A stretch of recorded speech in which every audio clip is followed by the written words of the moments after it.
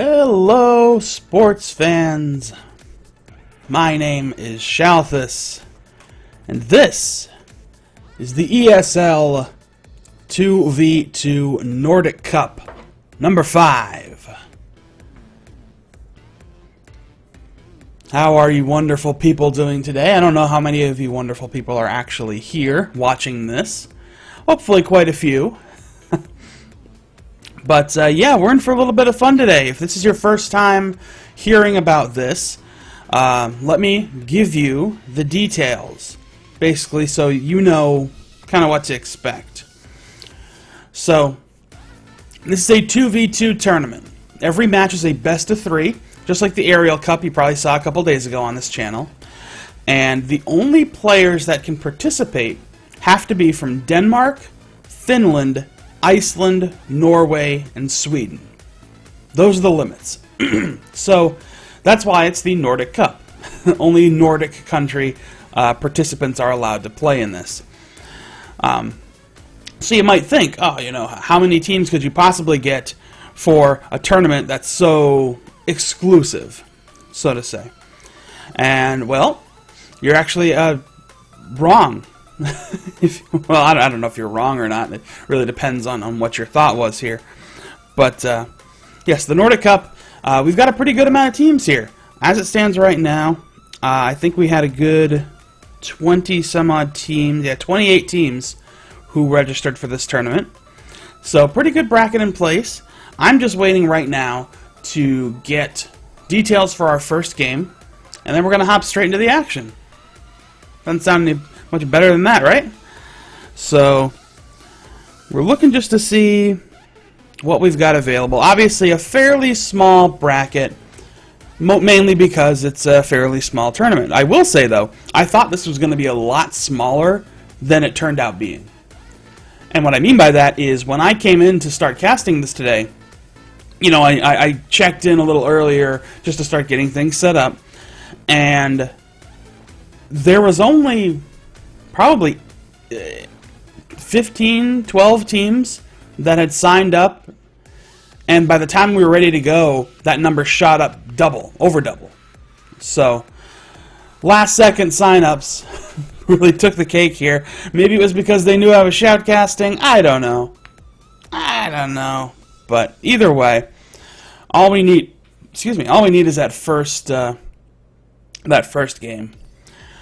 But I tell you what we'll do while we're waiting to get that first game. Let's take a look at the cool new addition to Rocket League that happened yesterday. Very early yesterday, mind you, but it happened yesterday nonetheless. So let's pop in the game here. So yeah, the DeLorean was added to Rocket League. Pretty hype, I think. I am a huge Back to the Future fan, Back to the Future nerd, whatever you want to say. I was a huge fan of both the first 2 movies. Third movie, but definitely the first 2. And yeah, this version of the DeLorean obviously modeled after the one from Back to the Future 2, or from the end of Back to the Future, the first one. But the detail is great. The sound effects are awesome. Even the in-game effects are great. If you get demolished, it's a beautiful effect. The boost is cool. The only restriction, you know, is that you can't really customize the car. As you can see, it's fairly standard. There's no antenna, there's no hats, there's no custom paint design or anything like that. It's all very basic. But if you've had a chance to use this car in the game, it's like $2 for most platforms to download it for DLC. If you've had a chance to use that in game, you know it's got some pretty awesome features in terms of just when you aerial, the wheels fold in just like it's flying. The sound effects are all completely different and feel just like the actual game. It's like the actual film itself. So it's a really nice addition. I think for $2, it's a nice little change of pace. You know, we've got tons of cars that you can customize to your heart's content, and it's nice to have one that's kind of uncustomizable. It's really just because it's such a protective brand and all, but still. So anyway, let me check right now while we're staring at my lovely DeLorean in game. Let's see where we're going to start things off here. Hopefully we get something soon.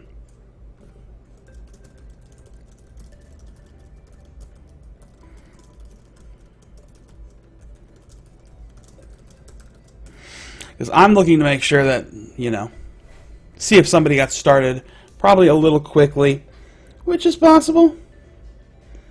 You know, totally possible that they got started a little quickly here. Alright, yeah, it looks like they may have jumped the gun a bit, which is fair. I don't know how many people really knew that this was going to be Shoutcast. I had been planning it out with the admin for ESL Nordic for a little while now. But yeah, it looks like they may have jumped the gun a bit. But that's okay. But, so, for anybody who might be watching, you know, is there anything in particular in this tournament, any teams that stand out to you that you're excited to see play? Because if so, you know, let me know, and maybe we can get in on them, you know, right away. Might have to start with the second round, but it's okay, because like I said, it's a best-of-3 series, so there might be a little bit of a wait, but no biggie, end of the day. If we gotta wait a little bit, it's all good, I think.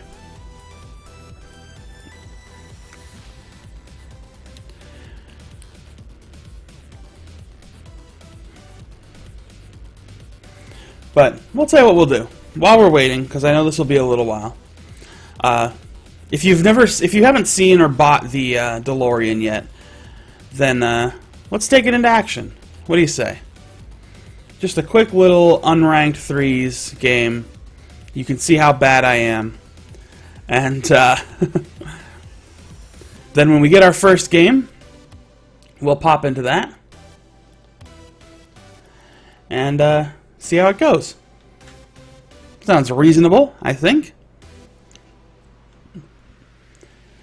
So, we'll let that queue up. But, yeah, obviously, goal here. You know, we want to get into the first game right away. If that means I'm going to have to drop out of this game in the middle of something, then so be it. Won't hurt any ranking that I have. Even if it was a ranked game, it wouldn't hurt anything. But, okay. So, here we are. There's your DeLorean. Beautiful vehicle. So you can hear a lot of the sounds are, of course, very different from the standard Rocket League cars. When you're out of boost, it does a nice little sound effect, kind of basically the same sound effect that when Marty was having trouble getting the car to start. That was something that they've kind of replicated here. And you can see also the same effects of when the car is about to hit 88 miles an hour and go back in time. Those visual effects are the same here. So I think that's very cool. But, oh, actually, it looks like we are in. I'm going to have to drop out of that. Alright, well, let's pop back to here real quick. I'm going to see if I can get into this first game.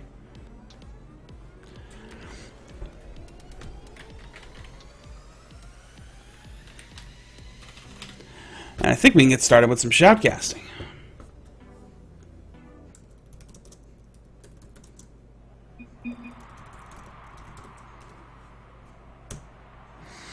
Alright, I am going to pop into spectate mode. Let's get things started. Here we go. First game of the night. I have just been given lobby info, but no actual team info.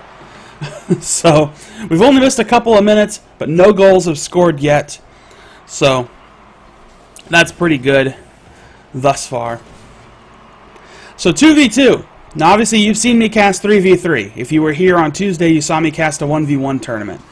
Not surprisingly, 2v2 is a very similar style of play to both. It's kind of in the middle.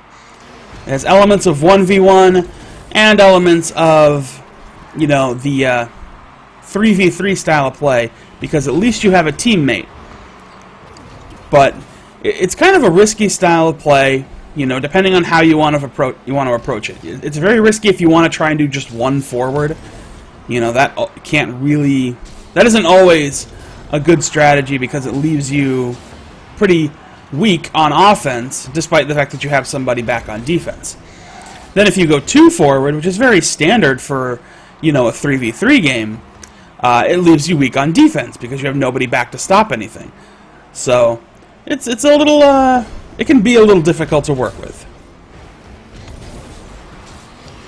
But right now, looks like both teams are having a difficult time kind of finding their way past the other. Just sort of feeling each other out, getting an idea for how exactly they're going to play, what strategy they're going to take. And there we go. First goal finally gets through. Pandion from Team Constellation. So, I do have team names now. In the blue here is Constellation. In orange, Team Fiora. So, those are your squads. And let's see how they fare. So, Constellation with a good start there. Finally getting a gap that they could take advantage of. And taking the lead there. Nice little clear by Pandion. Let's follow Pandion around a little bit. He's doing his best to try to keep that ball, send it downfield. And it looks like they're trying to set something up. And again, here we go with the same kind of very cautious sort of strategy. And you usually don't see that kind of slow, like slowing down of the pace and cautiousness unless you are... Oh, and that was rough. Sorry. We're going to take a quick second there. Bad response to the shot by Kalas. Take a look at this shot. Pandion comes in but gets the wrong angle. Own goals that clearly was trying to send it across the net to the opposite corner, but just hit the wrong spot on there. Not a good way to really get things started, especially in what has been a very close series, a close matchup so far. Now trying to break out some of that 1v1 skill, but the ball gets taken off his hood. And we're going the other direction. Kalas whiffs on the aerial. That leaves it wide open for Pandion. So here comes Constellation, now playing it off the wall. Going to try to get a good, necessary last-second goal. It's definitely a case of the last goal is probably going to win this game. But it may not be decided till overtime. Nice stop by Pandion. Sends it off to the corner. Clears it back out of harm's way. We're coming down to the final 10 seconds of play here. And Constellation had a nice little start. There's a good setup. Plays it off the wall. Oh, and the aerial goes a little too low, so it's shut aside. That is going to send this game to overtime. So game 1 of this series already. We're going overtime. Bit risky there not to wait for the face-off before going to get boost. Trusting his opponent. Oh, that could be a risky clear. He centers it nicely. He's got to take to the sky. Whiffs on the aerial. Fortunately, nobody was there to actually respond to it. They're playing a little cautiously, a little defensively on the side of Team Fiora. Aerial misses. Here comes Pandion. Going to try to play this ball up. A good opening, but that dribble is disrupted and cannot convert that into a goal this time. So now back on the other side of the pitch. This could be a good opening for Constellation. Misses that play off the corner. Nice little juke there. Tries to play it out off the wall and move it forward. But no luck there, unfortunately.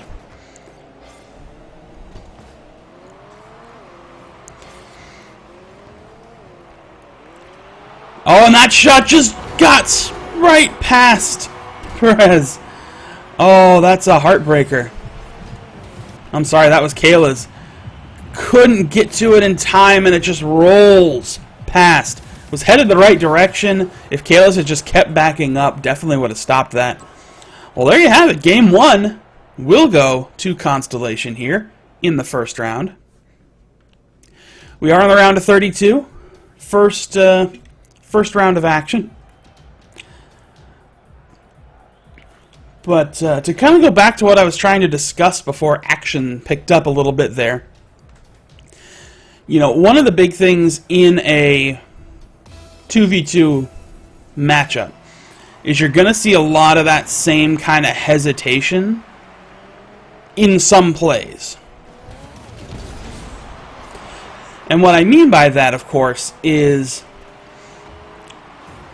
because you're down to a much more restricted playfield, and Pantheon, I don't get a chance to talk here because they're too busy scoring goals. This was a nice one. Pantheon plays it off the wall, takes to the sky, and a nice little backflip sends it into the lower corner of the net. So an early goal for Constellation gives them the kind of lead that they definitely need. Oh, and here we go, playing it off, the kickoff. Oh, but the aerial was mistimed just a little bit, but there is Mr. Fellicking, who comes in with a very nice bit of contact after both players whiff on that bit of contact there. And Mr. Fellicking extends Constellation's lead. The team looking much more threatening in this game than they did in the last one. That was a near goal there by Pantheon, who is up forward on offense. So it looks like Constellation is actually playing a little bit of a one-on-one or a 1-1 rotational style. That was something that I had talked about as one of the two different real strategies for 2v2. There's only really two approaches you can take to this, and it's either have that staggered 1-1 or 2 forward. That's really it. I mean, you can do 2 back, but you're not going to score anything. There was a beautiful setup.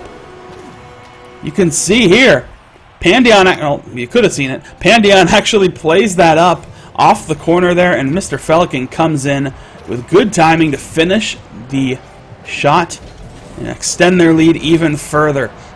Big demolition on Kalis right there. That's Mr. Pantheon. Not Mr. Pantheon, just Pantheon. Tries to move it forward. Could have had a good angle there if he kept up that boost. I don't know if he ran out. It's entirely possible. Little aerial play off the wall. Doesn't quite get the kind of contact I think he needed. So now Pantheon plays it forward. Sets it up for Mr. Fellicking, who plays it to the corner. So far, Constellation looking very good in this tournament. Just trying to set up some nice shots. I think their opponents here might be a little bit outclassed. It looked a lot closer in that first game, but even against some of the best teams in the world, you see a lot of stuff like that where the teams look like it looks a lot closer of a game in the first game, but once both teams have kind of felt each other out and the more dominant team seems to know what their approach is going to be, that's when things really tilt heavily, and we're seeing that now. I mean, with a nice 3-0 lead as we approach the halfway point. This could really be all it takes for Constellation to win this series.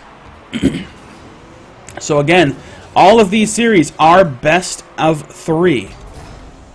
So first team to 2 wins will take it, and that applies to the entire tournament. Pantheon was trying to play it off the wall, but I think he ran out of energy there. Quickly turned aside. That shot was coming in close to the net. Now Pantheon tries to play it forward, but it does get sent back up the pitch. Let's follow Perez here a bit. Perez 87. Trying to set something up for Team Fiora, but it does not work. So here we go. Missed on that defensive clear, and this could be something opening. Not quite. We're going to follow Kalis here. Let's see how they play it out, and no, it will get turned right back around, and that will be another big goal. Plays it off the wall, and then Pantheon just shoots it forward.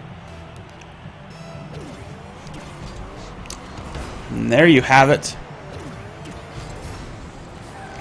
So Team Fiora currently down 4-0 and also down 1-0 in this best of 3 series against Constellation.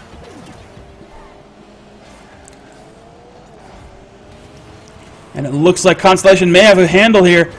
Big play up, and it quickly gets turned aside. Pantheon with a key stop there to keep the clean sheet. And it looks like it's going to be extended further. Pandion on both sides of the pitch. Big stop, plays it all the way downfield for a big goal. 5-0 is where things stand so far. So obviously, yeah, a huge bit of a turnaround for Constellation here in Game 2, looking much more dominant, and Team Fiora definitely having to be forced to reconsider how they want to approach these games going forward. They're going to see an early tournament elimination. It's practically certain at this point. So really it just comes down to how they want to evaluate things, and if they come back next week for Nordic Cup 6 and try to make another attempt. But they've got some adjustments to make. Let's put it that way. They definitely have some adjustments to make, and we shall see if they can do it.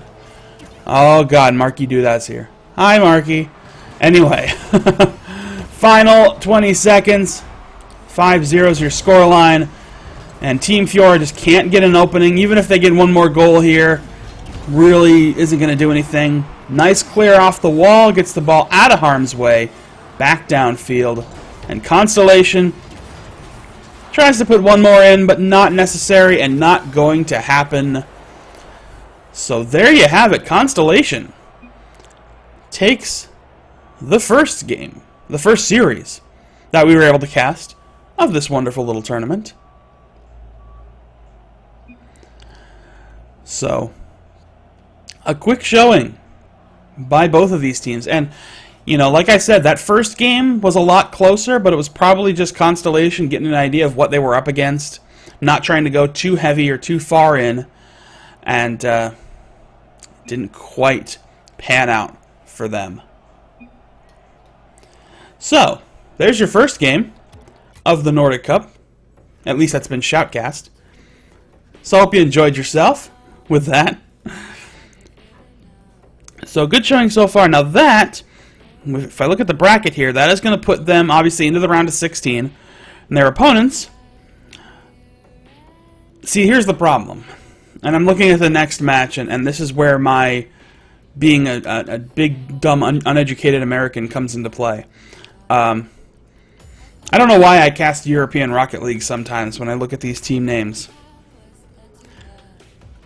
Alright, so I think it's Lufthansa versus oh, I can't actually see the whole name there. Man mit Joden. Maybe? Maybe I got that right. I don't know. Either way, the winner of that will move on. So let's get a quick refresh of the bracket. We'll see where we stand and where we're going to be moving to next. So obviously timing's a little bit off with some things. Alright, so it looks like they will be facing Lufthansa in the next round. So I'm going to update the admin and see where we can go next.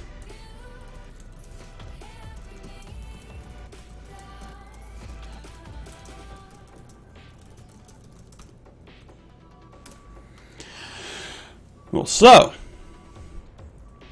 there you have it. Not a lot to report on right now. Just letting things kind of piece themselves together here in this tournament. Obviously, when you have this many teams that you don't have quite enough to fill that side of the bracket, it's almost like things start right at the round of 16. That's kind of when you get a full bracket, full team participation, and that's when it gets going.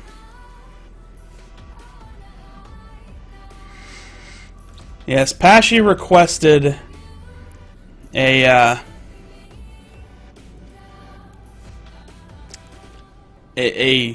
Kappa copy. So I obliged, and there you have it. That's my attempt to be Kappa. The mic one is horrifying.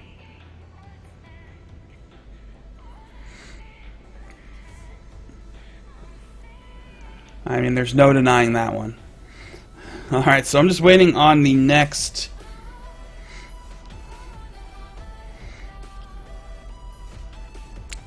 next game here. It should just take us a few minutes to follow into that. So I'm going to take a quick little break, and we will be right back with hopefully some round of 16 action as we're closing in on the last few games of this tournament right after casting the first one. Good times. Anyway, you're watching the ESL Nordic Cup number 5 2v2 tournament. We'll see you in just a few minutes.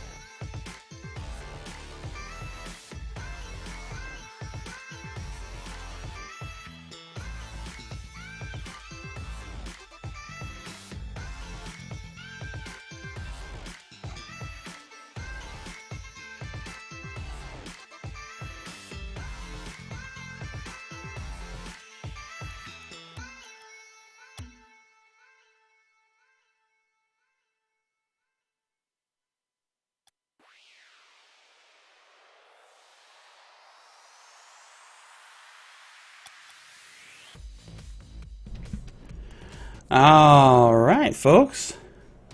I think we are about ready to move into our next game. So we are going to follow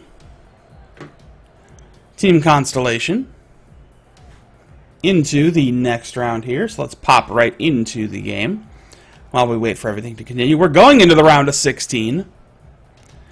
Constellation taking on Lufthansa. I don't know if I'm probably not saying that right. I'm almost certain I'm not.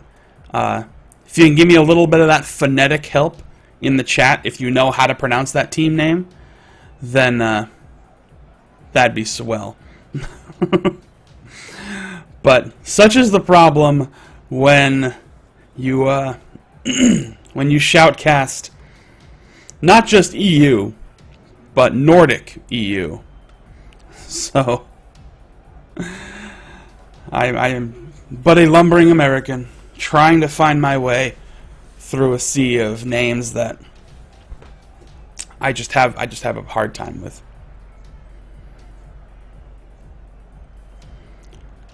Luftensjeltar? Is that good?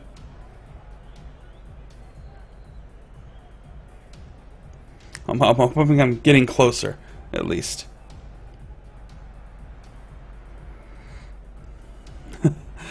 Either way, we are waiting on our next round here.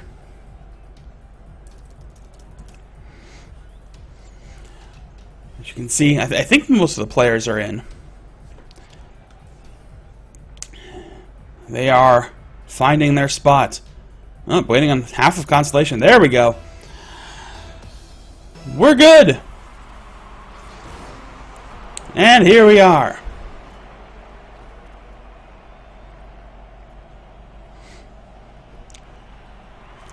All right. Game time. Game 1 of this best-of-3 round of 16 series. And already, Days, possibly Daze, I'll just say Days for now, getting the opening goal for Lufthansa. So out of the gate, already opens up scoring here without too much fanfare, only less than 30 seconds in. But here comes Constellation with a very quick response. Mr. Felliking, excuse me, comes off with a very nice looking goal. Let's follow him around here. Look at this response off the corner. Ebbs was very close to making that stop, but could not quite do it.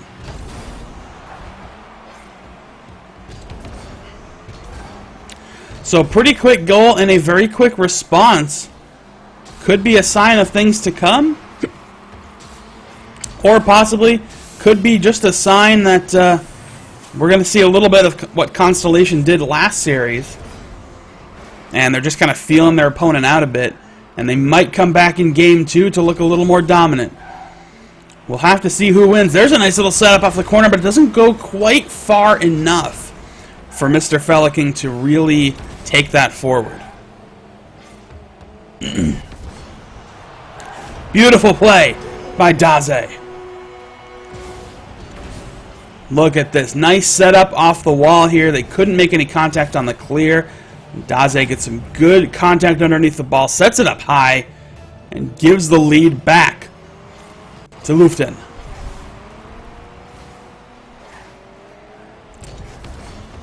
So a nice start off for this team, trying to get a lead that they can own. I'm sure they'd like to get one more goal and extend this lead forward a little bit more. But Daze's been quite the threat here. Has both of the goals for his team. And also has a pretty strong defensive presence.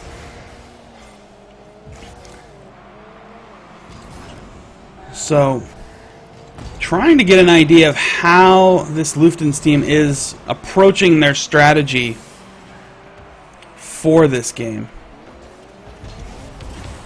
Because, as I mentioned previously, there's only so many actual strategies you can kind of take forward in a 2v2 game. You don't have quite the flexibility that you do in a 3v3. Oh, and a big long-distance shot goes a little too wide. Oh, but there's a good opening if he can make contact with it. Oh, and it just goes slightly high. Daze had a great angle on that shot. Came in with some really solid timing, but it just went a little too high, so he couldn't quite get the finish. Nice little cross-check there. Sends Mr. Felliking off the ball. Another opening. And quickly turned aside. That was a good little bit of contact. Now the net was left open briefly, but Ebbs did get back there to make the stop. Let's follow Ebbs around here. So it looks like we might be getting a little bit of that 1-1 rotational style, but it's mostly Daze who's going forward. You can see that Ebbs kind of hanging around midfield, being there to pick up any kind of rebound attempts. It's a smart strategy. Now takes to the sky, tries to get the finish, but it goes a little too wide. Here comes Daze with the rebound. Again, too far off point. Just slightly, though. The shots are on target, but they're not quite directly on target. And that's where the problem lies. Nice little shot. Oh, that was actually a great little play by Daze. I don't know if it was deliberate or not, but kind of pool-shotting Ebbs to clear that ball, because that clear attempt by Ebbs was not very well on point. It was in a risky position, but thanks to that pool shot, it did get out of harm's way pretty effortlessly. Ebbs plays it high off the corner. And Constellation in a bit of desperation mode now. Coming down to the final minute of play, they need a tying goal here to try to keep this alive. And a little pinch out the corner there. Sends it to the wall, just past the corner. Now Daze plays it up. Does get cut off. Here comes Constellation trying to set up a goal here. Nice stop by Ebbs. Sends it back into the orange side of the pitch. They were too forward, but Daze was not up to make a finish. So they were spared, leaving a little bit of an open net. Oh, and there's a great bit of contact, but fortunately, Pandion does turn it aside, but there's Daze with the insurance goal. You can see this shot gets turned aside by Pandion, but it's not cleared hard enough. Daze with a great little side swipe there. Sends the ball back into the net. So, final 30 seconds. Constellation down 3-1 in this series. Versus Lufthansa. And it looks like time might be the enemy in this game. Not enough left to really make a presence felt. Good clear by Ebbs. And that will do it. Game 1 is over. That will go to Lufthansa.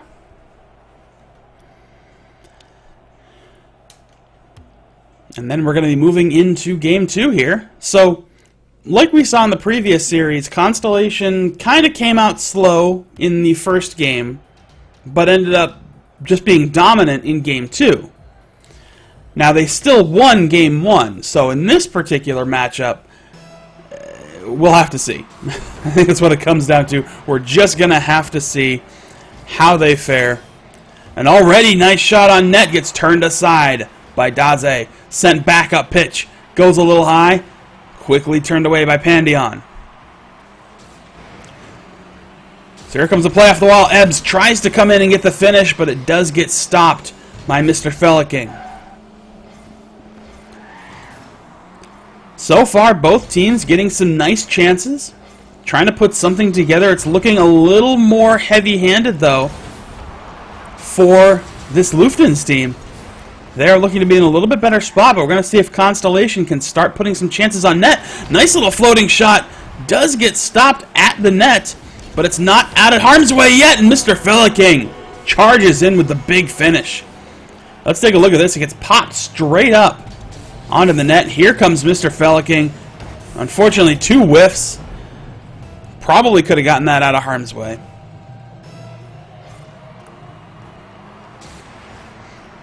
Big distance shot. Good save, but he can't quite get the forward momentum. Oh, but the blinky ball. The blinky ball saves the day, and they are able to stop it just in time. Big opening for Constellation there.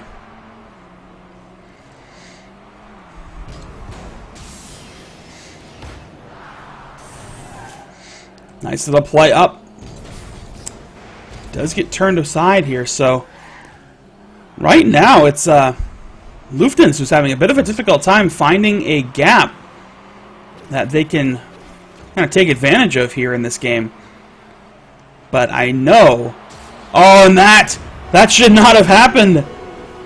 Oh, man. If we watch this one more time, I'm actually going to go back. I think it's No, it is Ebbs who's back there. Tries to flip back to it, but he overshoots the backflip. And that ball just rolls into the net. Yeah, I saw it. Thanks, Marky. I don't even have Duck Game, but thank you. Anyway. Well, a little bit of missed on that attempt there by Ebbs to make a shot. Could we be seeing a little bit of kind of a fall apart? I don't want to say collapse because that sounds a little overdramatic. But there, Constellation extending their lead even further. Check out Pandion comes in with a nice aerial.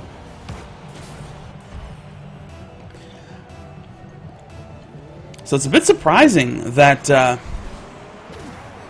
this game has changed so much from the first one. So game 1 went comfortably, relatively comfortably, I'd say, to Lufthansa Yeltar. But now, Constellation looking to take game 2 here in equally convincing fashion and maybe ride that momentum into game 3 and, try to close things out here. But we're going to see. Winning game 2 is a big break. And so far, this has been pretty similar to what we saw from Constellation in the last series. And another goal. Mr. Fjellking. Let's follow him on this. You can see the play off the wall. The attempted clear by Daze doesn't go far enough. Redirected. Nice and high into the corner.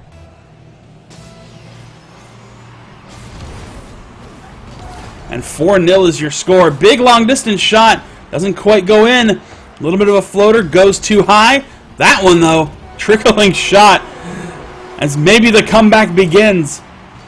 Lots of shots just go a little too far. But then Daze finally gets one to just kind of sneak past and put his team on the board. So, the gap is starting to close, but it could be too little too late.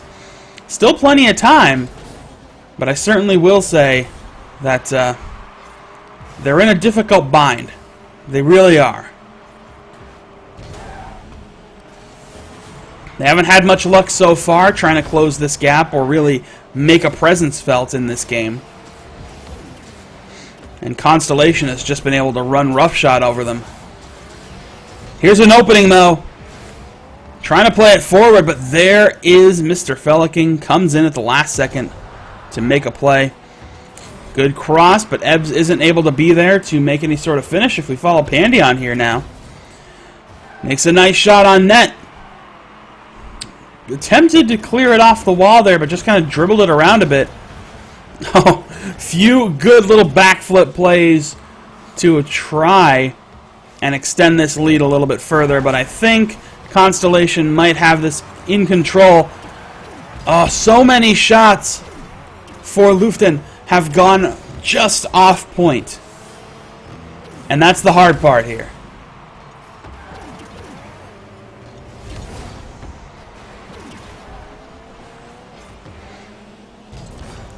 Plays it into the corner. We are coming down to the final 30 seconds. I'm sure Constellation would love to get another goal here, but it's practically an insurmountable deficit for Lufthansa Helgar. Nice little play, back up pitch, and there's another finish. 5-1 is your scoreline. 30 seconds left to play.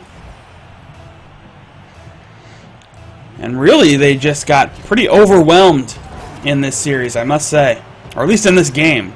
They looked a lot better in Game 1, but here in Game 2, it is not so pretty.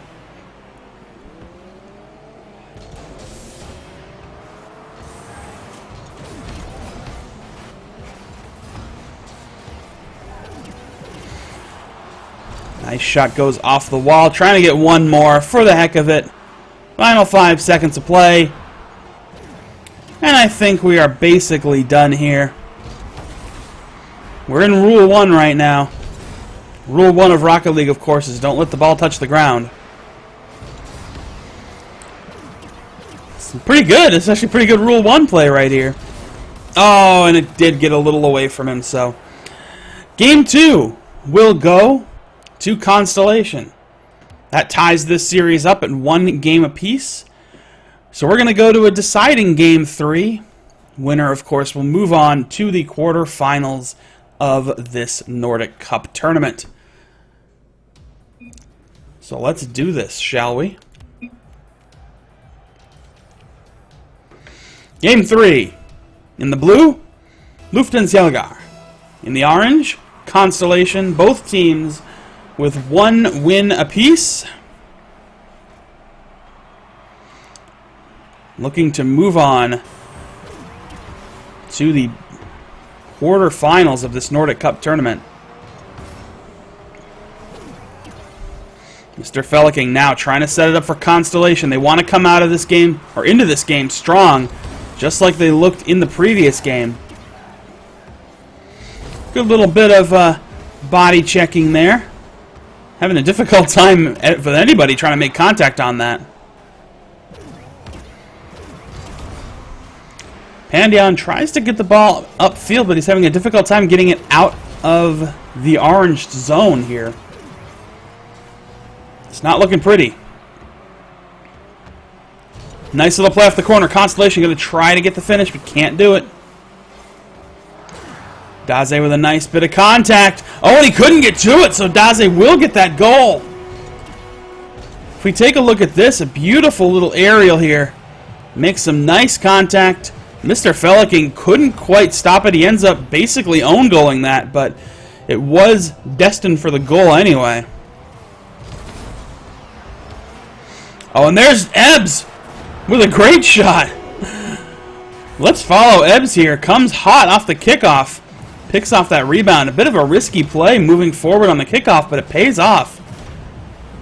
Very unexpected shot and a quick 2 goals here for Luftenhjelgar.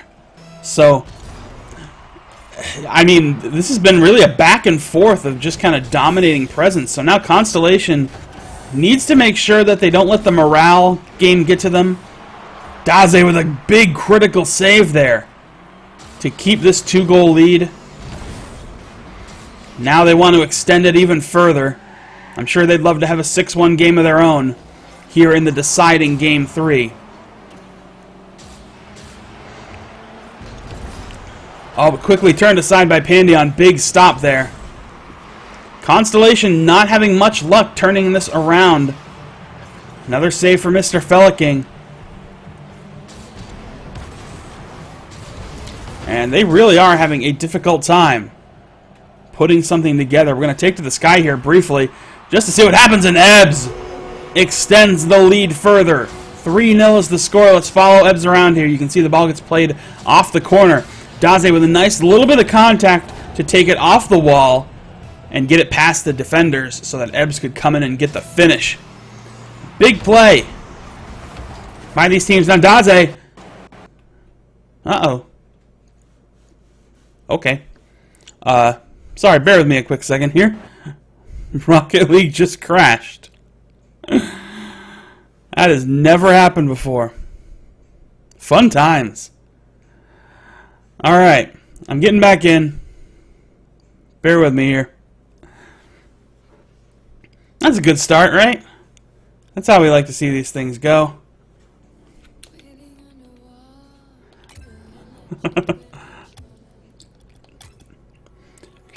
Gameplay's so good, it causes me to crash.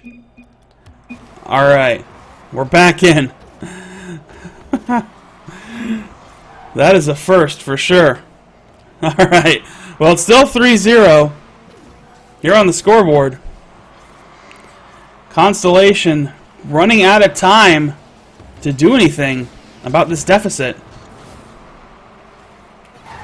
We'll follow Pandion a bit here. Here comes Mr. Feliking, tries to set him up. Good shot on net, but it does get deflected high. And that gets deflected out.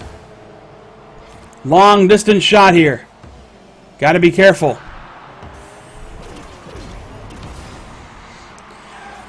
So far, just constant shots being put on net by Luftenhjelgar, which means that Constellation is not having any real luck trying to escape this hole that they're in right now. I mean, it's really surprising. They came into Game 2 and won it 6-1, but now their opponent's finally figuring things out in a necessary Game 3 scenario here. Little bit of contact there, and Mr. Feliking couldn't get to it in time. Was in a really good spot, too. That is unfortunate. And the lead extends further. Ball played off the wall. Ebbs catches it, just drills it into the net. 4-0 is your scoreline right now. Basically assuring that Luften Hjelgar will move on to the quarterfinals. Down goes Pandion, who was demolished on that play. Ebbs hanging back. Let's see if Daze will try and extend this lead a little further. Does center it nicely, and there's Ebbs. Picks up a great play off the corner. So it looks like Luften Hjelgar is playing that 2-forward style. Ebbs kind of hangs back, so he's not dedicating himself fully forward, which is a smart play. He's kind of hanging by midfield, basically in a mid-defender role, gauging when is best to move in. And there's another big long-distance shot, 6-0 with 41 seconds to play. Guaranteed at this point that Luftens has a spot in the quarterfinals. Otherwise known as the round of 8, whatever you want to call it. A little backflip there just basically stops the ball dead in its tracks. Final 20 seconds. Not a whole lot is going to change here.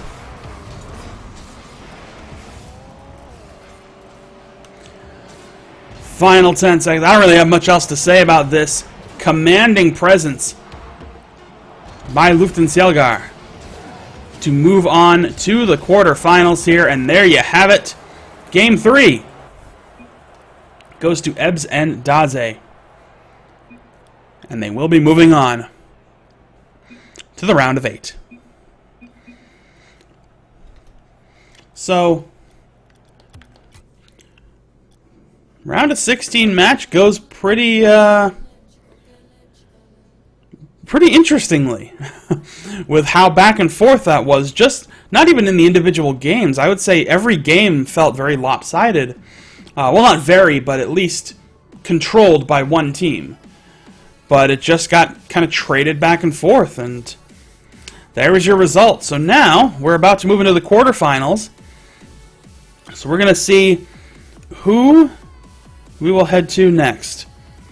Doesn't look like we have any finalized quarterfinal games quite yet.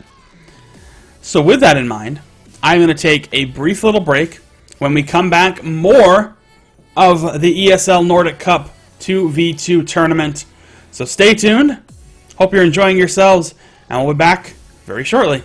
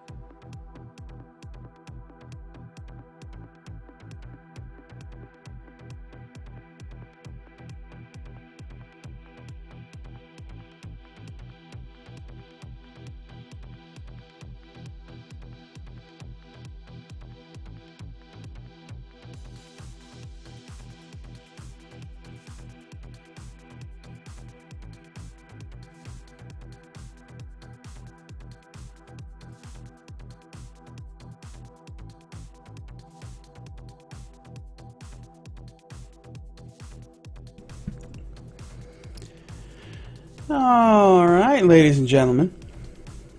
So, we still don't have a quarterfinal game ready yet. But I don't like just sitting around and letting the stream play music when I could very easily come back and talk to you fine people for at least a little bit while we wait for something to happen. So basically, as it stands right now, every quarterfinal game has one team. So half of every quarterfinal game is ready, the other half is not. Or at least the other half has not updated to the bracket. So, either way, we're just waiting on whatever the first quarterfinal game is. I'm going to try to get in on that, and we'll keep this train a-rolling. Hopefully you've been enjoying yourself so far, having a good time with this ESL tournament. So just to give you a little bit of an idea of what this channel is about, if this is your first time here, or maybe you haven't been here in a while, I shoutcast Rocket League, obviously. And my schedule is every Tuesday, Wednesday, and Thursday at 1 p.m. Eastern, 7 p.m. Central European Time. I will bring you various European tournaments. So on Tuesdays is the ESL Aerial Cup, which is a 1v1 tournament. I cast that this past Tuesday. It was actually a lot of fun. 1v1 is really fun. I enjoy watching 1v1. I think it's a very cool, different pace of Rocket League, because I usually cast 3v3. Like, that's obviously the standard, and that's usually what I cast. But 1v1 is a nice little change of pace. Wednesdays. It didn't happen this past Wednesday because I was sick, but Wednesdays, the 2v2 Midweek Madness tournament is what I will bring you. That, of course, is open to any European pair, so if you're not from one of the Nordic countries, you can still participate in that tournament. If you're from a Nordic country, you can play in both, so you have that perk. And, of course, Thursdays, same time, the Nordic Cup tournament, like you're seeing right now. Also, Sundays. Generally, I will be able to bring you the Europe Cup tournament, the big, Sunday tournaments. I may be doing other things on Sundays. Not on this channel, but in other places. So, either way, the idea is that there's a lot of Rocket League tournament stuff that happens on this channel. It doesn't all get shoutcast. And it gets shoutcast by me, or by me and somebody else, depending on how things go. But hopefully you've been enjoying yourselves so far. And one little piece of news I can give you. If you've been a fan or following Rocket League for any extended period of time, you know that Dave at Psyonix made a promise to eat some bread. And it's been a long time coming, but apparently on October 29th on Twitch, Dave finally eats his bread. And that word comes directly from the official Rocket League Twitter. So, apparently it is now finally happening. So, there you have it. But other than that, I don't have any other major stuff going on. I'm still waiting on the next match. You know what I will do? While we're waiting on the next match, I'll take this moment to talk about something. Marky Duda, my buddy Marky, made a great post on the Rocket League subreddit talking about the esports scene in general and some of the things that his team, Flipside Tactics, has been trying to do and work out with Psyonix to really just grow the scene and make it a more viable place for players and everybody else. And just some of the obstacles that they've run into and some of his concerns with what's going on. I encourage you to read that. I would have gone into more detail, but it looks like we are actually about to go into our first quarter-final match. So let me just make sure I can get in here.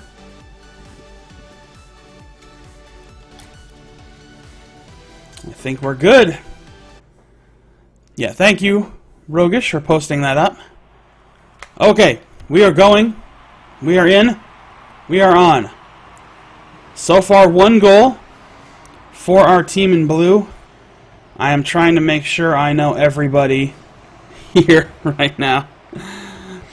Bear with me. I know the teams, but I want to make sure I know which is which.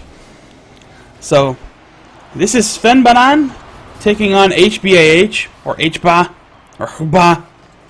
It's all in capital letters, so I'm assuming it's just HBAH.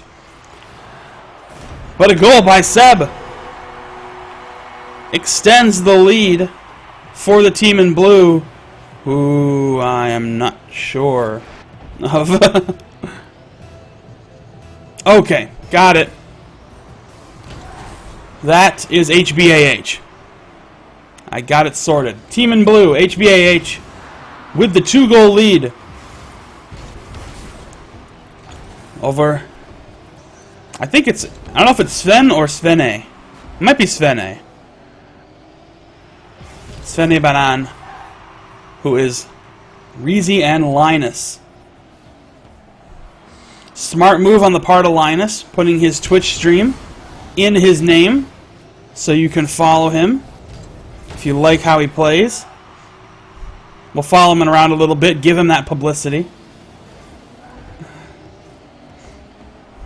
See, the goal, though, is if you're going to do that, you got to win. Or you got to look really good doing it.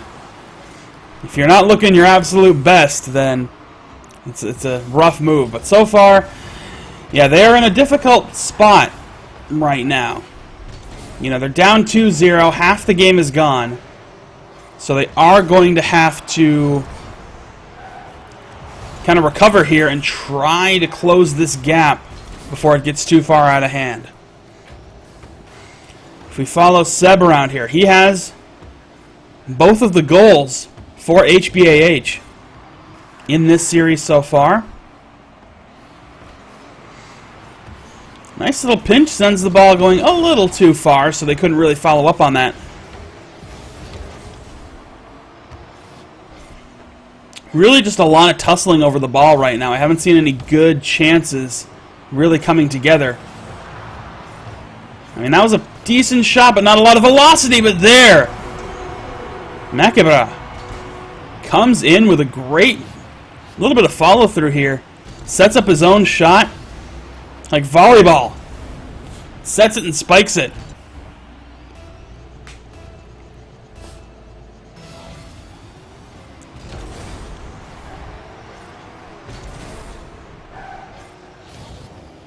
Yeah, pings are good.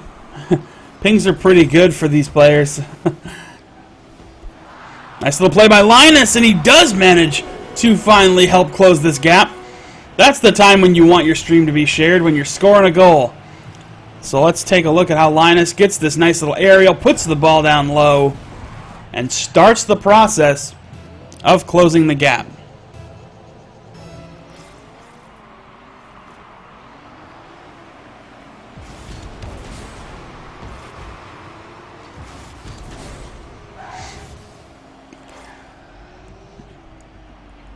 But they are running low on time. 1.5 left to play.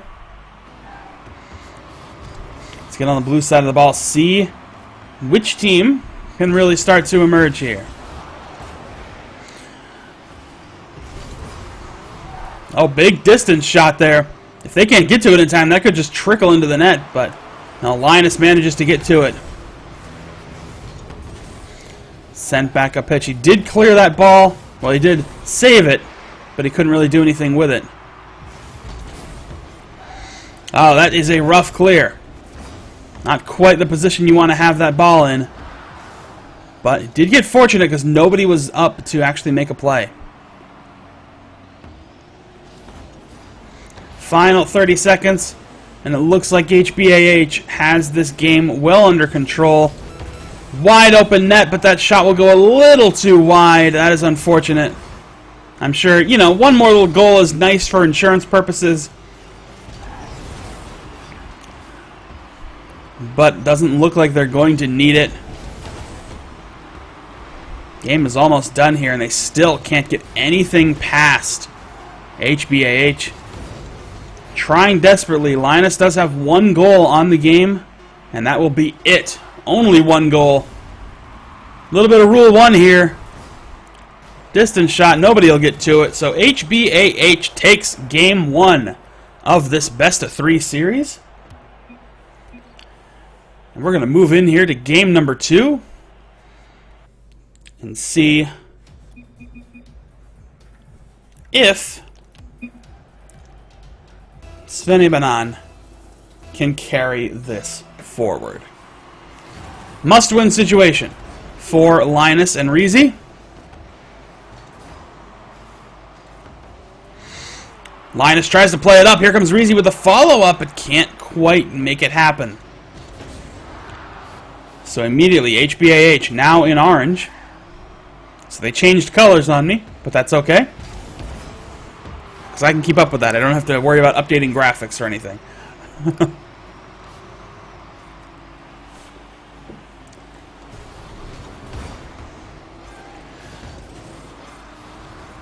So it's just a lot of... I mean, this is a little bit of a rough game.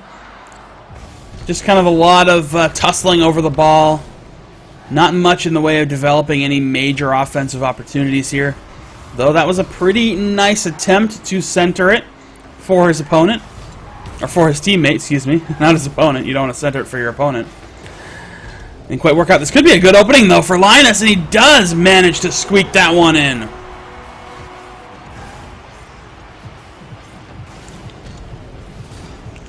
Bit of a front flip there, drills it home. So Linus puts his team on the board.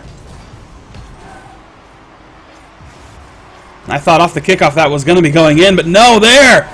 Seb responds very quickly with an equalizer. The kickoff sends the ball into the corner. It comes rebounding out because it catches the right angle, and Seb gets the big finish. So good stuff so far to keep this game close for both of these teams.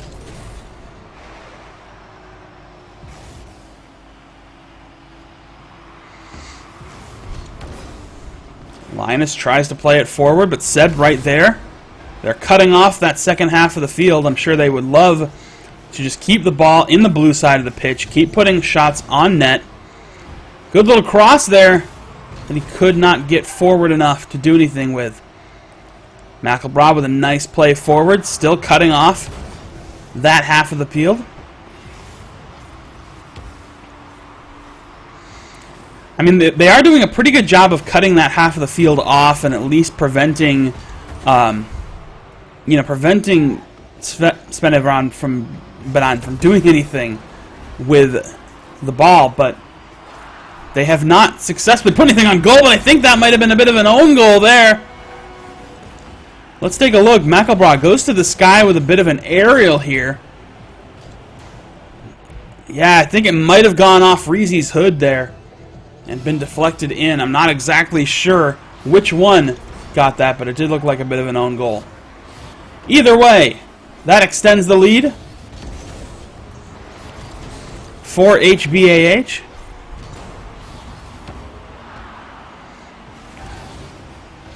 And all they need is one more win, and they're moving on to the semifinals.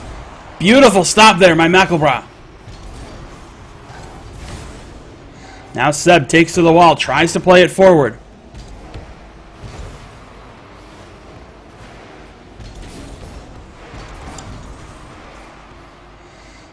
Good bit of falling back there to get back on defense. And now they're looking for one more opening. Here comes McElbraw playing that forward. Does pretty easily get turned aside by Reezy there. Seb in a decent spot to keep it moving forward. And yeah, it's just more the same. Every time that somebody on Semifinals gets the ball moving forward, they just can't really set anything up. Like, here it goes. Now it's finally gotten past. This could be a good opening, though. Linus comes in, puts the ball just slightly too high. Had a very good angle on it, but he couldn't do anything with it. Reezy with a good stop. Linus keeps the ball from getting too far centered. Tries to clear it back up. And now, HBAH back on the attack. Oh, that stop didn't work out, but they weren't able to capitalize. Bad save attempt does not get exploited.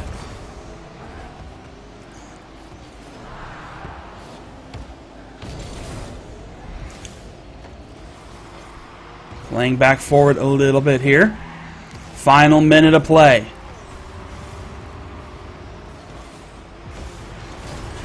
And there, a huge equalizer. Linus comes in off of this bit of setup, plays it off the corner, off the wall I should say, and a good little side swipe ties the game up with less than a minute to play.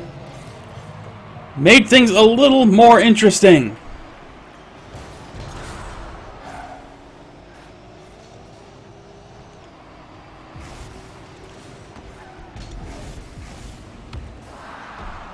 Seb tries to play it up high off the air, but can't quite do it. A little bit of follow through by McElbrath.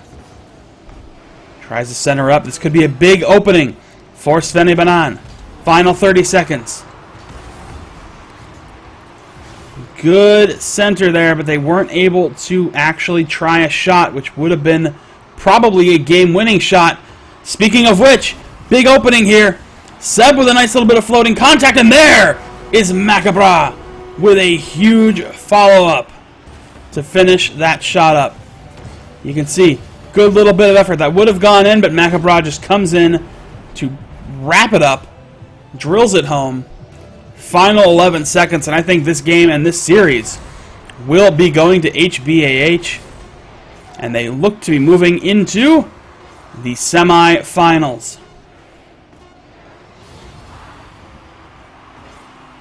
We are in Rule 1 right now. Tried for one more, but it does hit the ground, so there you have it.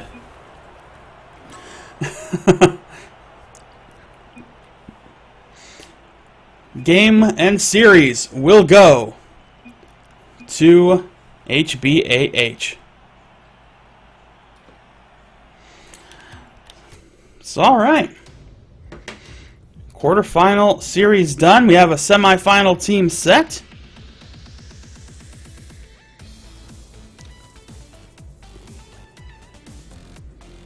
But now, let's see where we're headed next, because that's always the fun part. Where do we go from here?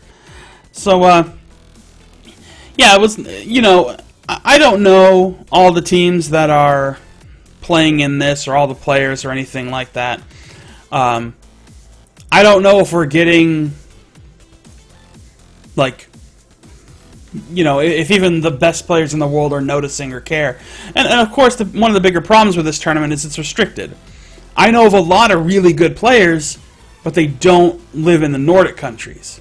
And that's just who I know. Like, I'm sure there are tons of good players, in the Nordic countries. I just don't know them exactly. But like a lot of the European teams and players I know of are either in UK or other countries in the area, But, alright, so we've got one quarterfinal match done. We're waiting on the other three. I don't even think the other three quarterfinal matches are set yet. Yeah, we're still waiting on any of the other three quarterfinal matches to go, so we'll probably stick in the quarterfinals here, obviously. And we'll take a quick little break. When I come back, we will bring the next quarterfinal game, whatever it might be, and see where we go from here. So you are watching the ESL Nordic Cup number 5, this 2v2 Rocket League tournament. I will be back in just a few minutes.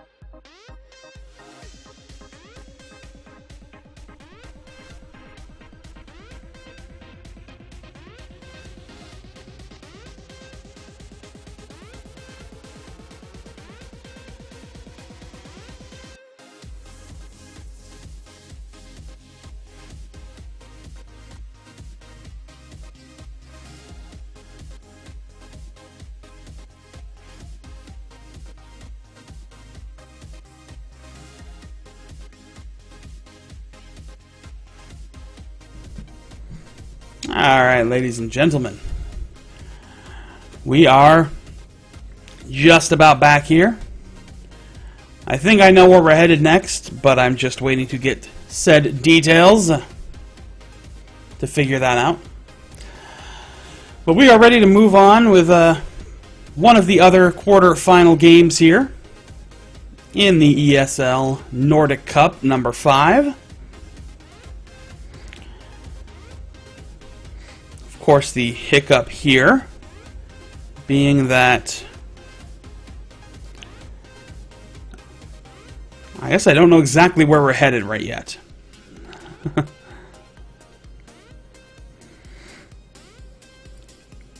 I've made my request as to where I want to go, but I don't know if we're actually going that way.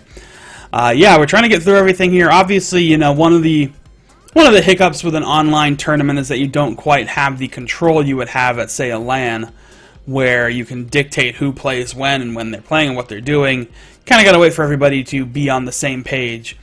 And, you know, some parts of the bracket move a little slower than others, and that causes us to have a bit of a slowdown here.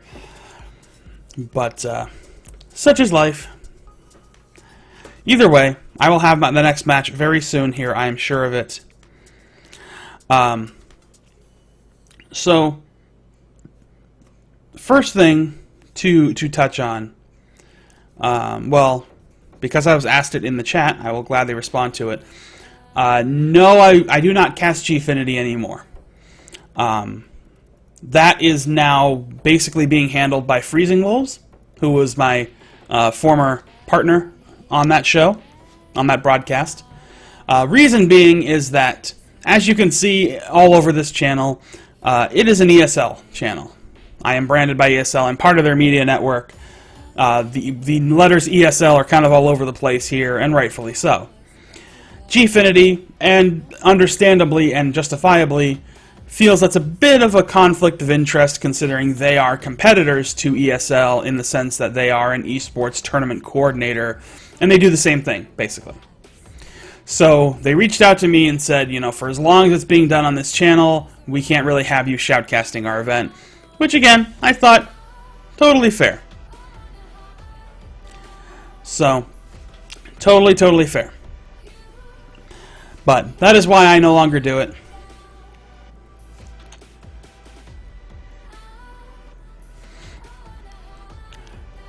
But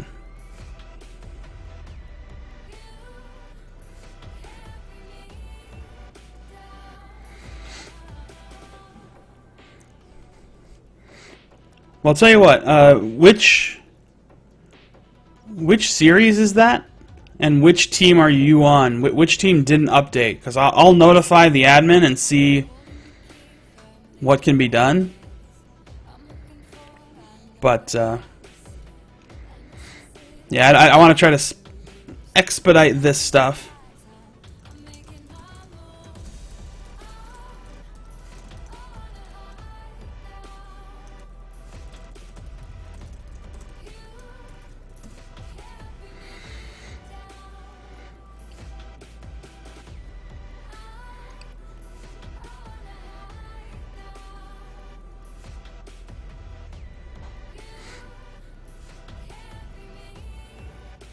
Okay, so it's Midgards who didn't update. All right,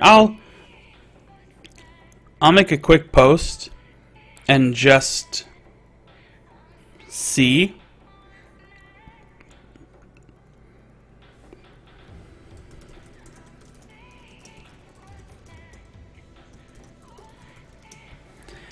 I'll see what the admin can do here to figure things out, because I'm just the guy who yells at the screen.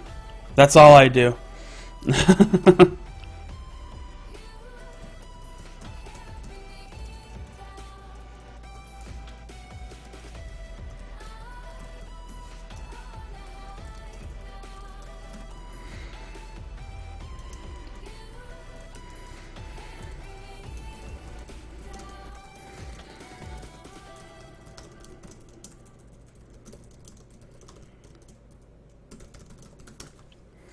Alright, well, there you go. Little update.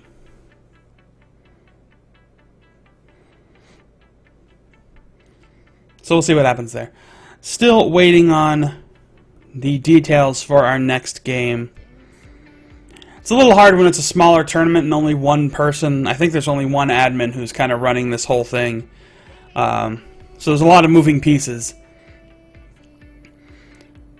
We are getting down near to the end here, of course. We have one semifinal team already set, HBAH. We saw them qualify for the semis. Their opponents are either going to be Nordic Vikings or Ninjas Out of Breath. And we also have on the other end of the bracket... Oh, man. I don't even know how to begin to pronounce that team name. Can't even... The team playing against Lufthansa I don't even know. I feel bad, but I don't even want to try because I'd completely ruin it. If you could tell me like what the English translation of that is, I'll just call them that. That'll work. Such a, you know, if this were a Nordic broadcast or you know, a Swedish broadcast or a Norwegian or something like that, maybe it'd be a little easier to work with. But no, Lufthansa I got. It's the other team. I'm okay with them.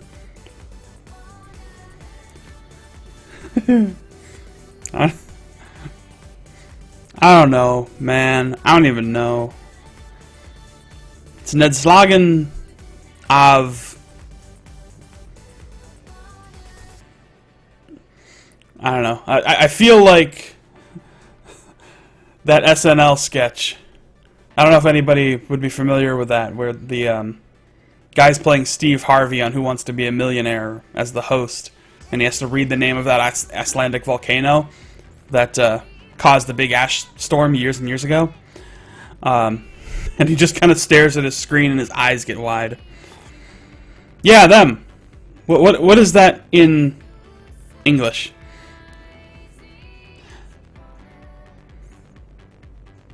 That's a great name. If that's what that's really what it means, beaten down by a chicken drumstick, because that's a great name. I have a favorite now. No, I'm kidding. But all right. All right. Well, if you guys got your game, I mean, oh, I think I might be getting something here actually. Bear with me. I was gonna say, if you want to give me your lobby info, I'll just do that, but because I haven't heard anything back yet. But I think I'm getting something now.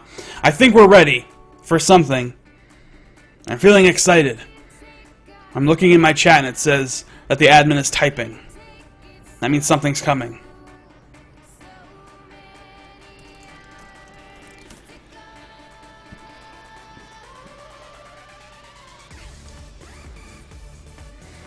All right, we are going to do 2 Vikings of Sweden taking on Pilar Fries. So that is our next game. It is set in stone. All I need now are the lobby details, and I will be getting them in just a few moments. Smashing. Okay.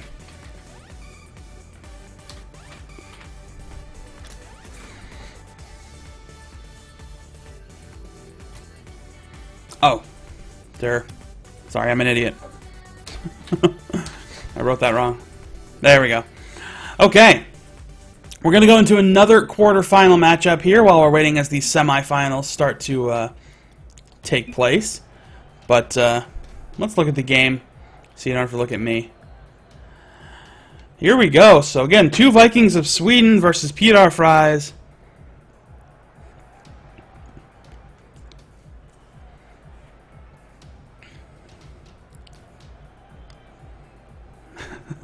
That works, you know, that might even be a little bit better. Either way, I think both ways to actually explain that name are great. So that's a great team name, but here we go. Dr. Dazed and Mr. Pixel are two Vikings of Sweden. Matek and Aki are their opponents here, whose name I just completely forgot because I'm Pedar Fries. Yeah, I'm sorry. Trying to get up with everything. But anyway, let's get into the game here. It just kicked off. Obviously no scores quite yet. In the blue, Pedar Fries. In the orange, two Vikings of Sweden.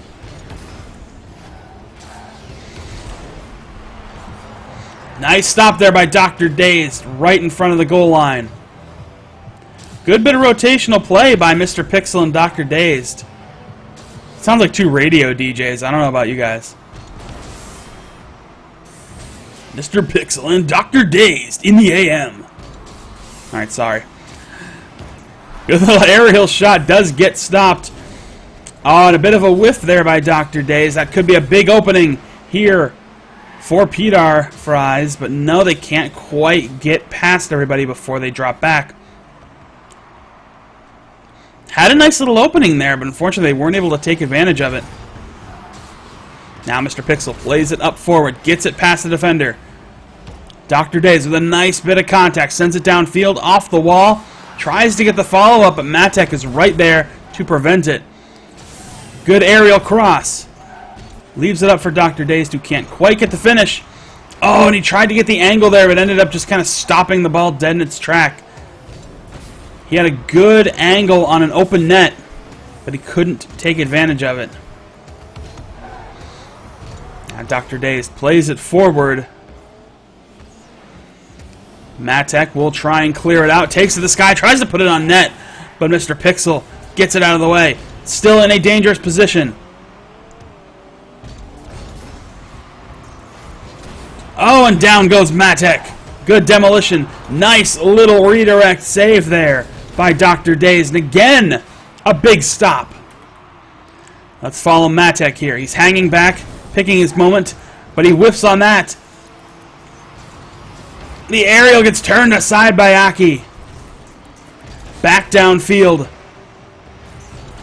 Oh, and a huge save, but it does get redirected at the last second by Matek. That was pretty stellar right there. You can see he drills it forward. Dr. Dazed tries to get it out of harm's way, but he couldn't quite get it clear of the net. So the first goal will go to Pedar Fries in the blue here in Game 1 of this best-of-3 series.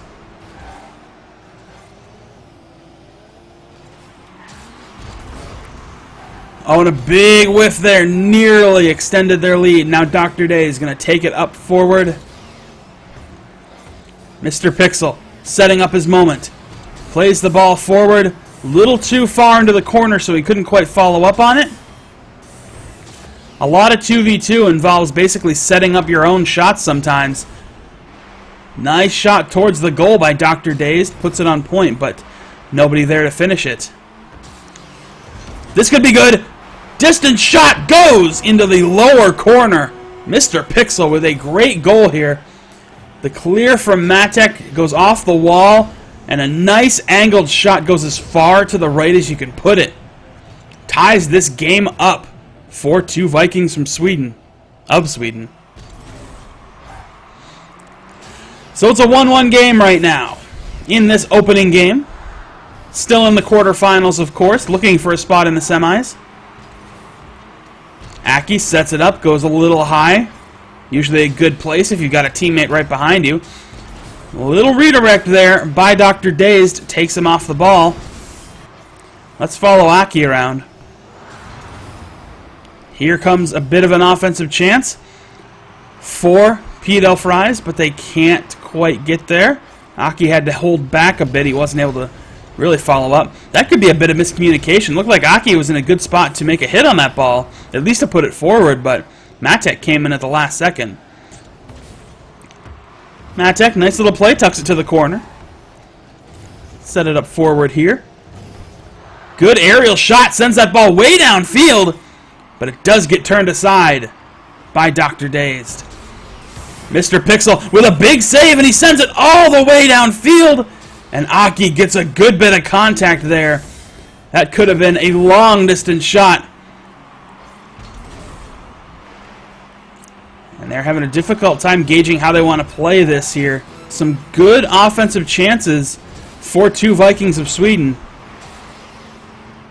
But we're coming down to the final 20 seconds and we're still tied.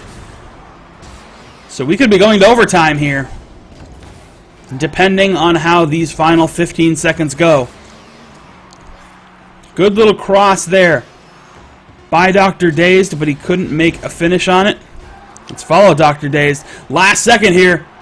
Few seconds off the clock, and we are probably going to go to overtime. Yeah, this 0-second play will not last. So here we go, 1-1 overtime in game 1 here. Little pinch off the kickoff sends it all the way deep into the orange corner. And right now, Peter Fry's looking to set something up. Doesn't quite happen, but there's a good shot on goal! Goes high off the crossbar. Best defensive ally that you have.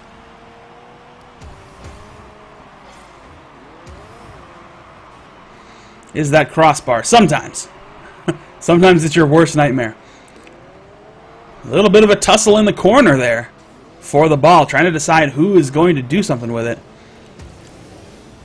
Dr. Dazed, playing things out a bit, has a nice wide open position if he can move up and make a play on it. Good redirect, I don't think he can get to it. Oh, but he does. Matek gets a good bit of redirection on that ball to clear it out of harm's way. Oh, and that long distance shot could be going in. Mr. Pixel, with a big save, takes it out of harm's way.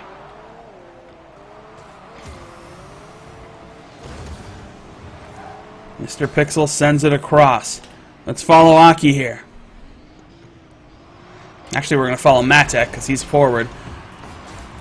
But Dr. Days turns it around. Now a good position for 2 Vikings of Sweden. And there, Dr. Dazed gets the game winner here in overtime. Play off the wall, it goes low, so he sends it up high, squeezes it past Aki, and gets the game winner. So game 1 will indeed go to 2 Vikings of Sweden in this best-of-3 series, as they are looking to move forward to the semifinals. One more win will do it, but that means that it is a must-win situation for Pilar Fries. Aki taking his time to ready up. Fair enough. But while we're waiting on that, so pretty good showing by both teams in that first game. Obviously a very close match.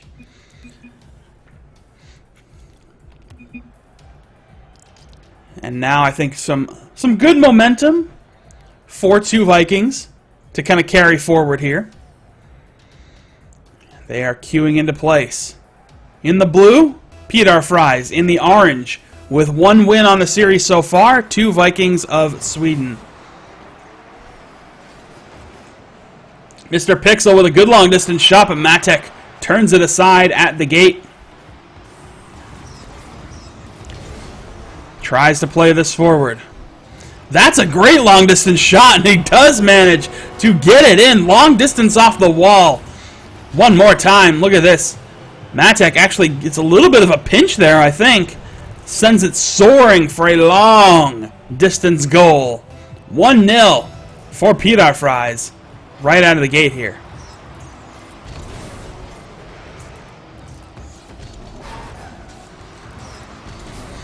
See, I don't know about you guys. In my headphones, that new candy corn boost sounds really weird. Sounds like somebody's crinkling paper in my ears. I hate candy corn, by the way. Am I the only one who like hates candy corn? I hope I'm not.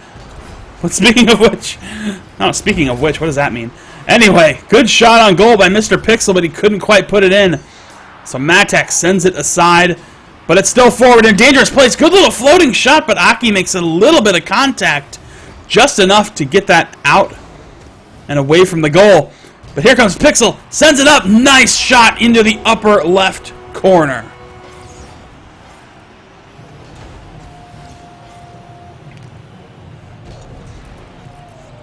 So a good shot. Weird candy corn boost sound I don't know what to make of that. It's throwing me off. I'm not used to it yet. Yeah, I mean, for those of you who are wondering, just in case you haven't realized, but well, I'll get to that in a second, Dr. Days with a critical stop. The little pumpkin topper there, the antenna with the skull on it, the candy corn boost, and there's also carriage wheels and a couple other toppers or antennas as well. They're all special Halloween items. There's 6 of them. They are only available for a limited time, but you get them just by playing games and unlocking them like you do every other item. But Mr. Pixel, good little redirect goal here. Puts it low, extends the lead for 2 Vikings of Sweden.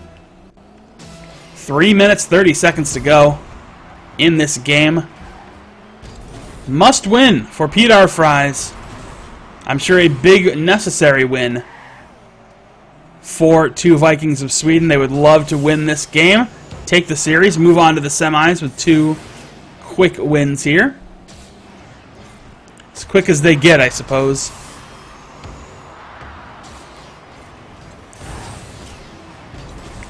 Candy corn is horrible. Candy corn is like just the worst. It doesn't taste like corn. It barely tastes like candy. I believe that they haven't, I don't believe they've actually made new candy corn at any point in the last 20 years. I think they just constantly recycle it from the people who just get it and then throw it away because it's terrible. They just end up recycling it, they wash it off, put it in the packages next time. Oh, and a bit of an own goal there. Off the subject of candy corn, Mr. Pixel will get credit for this goal, but unfortunately Aki was the one who kind of gave it that last bit of boost it probably needed to go in. It was headed towards the goal anyway, so it was just a bad redirect. 3-1 for 2 Vikings of Sweden in this game. This game 2. What may be a deciding game 2 with half the game to go. Nice little save there by Mr. Pixel. Sends it back up the pitch. It was coming in pretty strong, but couldn't get the finish that he needed. Matek now trying to close this gap.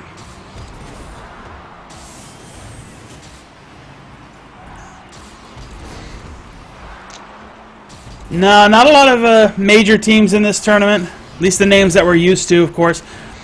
Oh, and a big demolition there. That was key by Dr. Days. Smart demo to take the opponent out, take Aki out before he could actually make a shot on that empty net. And the lead goes up. Mr. Pixel with another goal to extend this lead 4-1. So it looks like we're pretty safely in the hands of 2 Vikings of Sweden. They are very likely going to win this and move on to the semifinals. A little bit of miscue on the aerial there. Doesn't quite get the contact he needs. Don't even know if he really got any contact at all. But with that being said, ball gets sent back up pitch.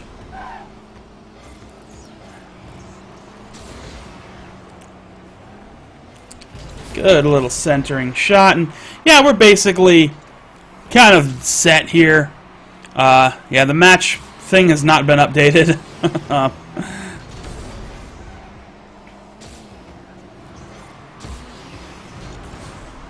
I don't know where my mod went. But either way, oh, nearly another goal there for Mr. Pixel. Doesn't quite get it. Dr. Days turns that one aside. Final few seconds here. 30 seconds or so. It's few when you're this far behind. It's just not enough. Matek does manage to get the second goal for Peter Fries. Off of a bad clear off the corner there. So a good little header. Puts it away. But, yeah, at this point, might be a little too late. I don't think they're going to be able to close this gap.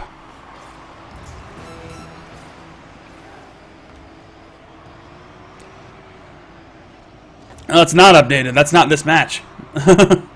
This is 2 Vikings of Sweden versus Pedel Fries. 2 Vikings has a 1-game lead right now in this best-of-3 series. And Matek closes the gap a little more on some really sloppy attempts to be defensive there. So, this could be a bit of a break for Pedel Fries. If they can get one more goal here, they can tie this up, but they're running out of time.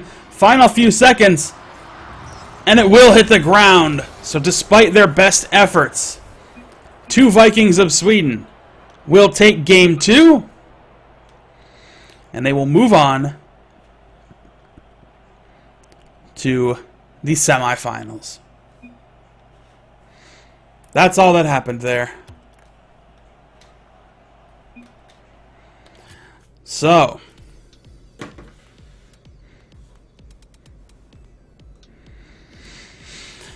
yeah, I don't know. I don't use the candy corn trail because, again, I don't like candy corn. Not even in Rocket League. Mainly because I'm also using the DeLorean, and you can't customize the DeLorean at all, really.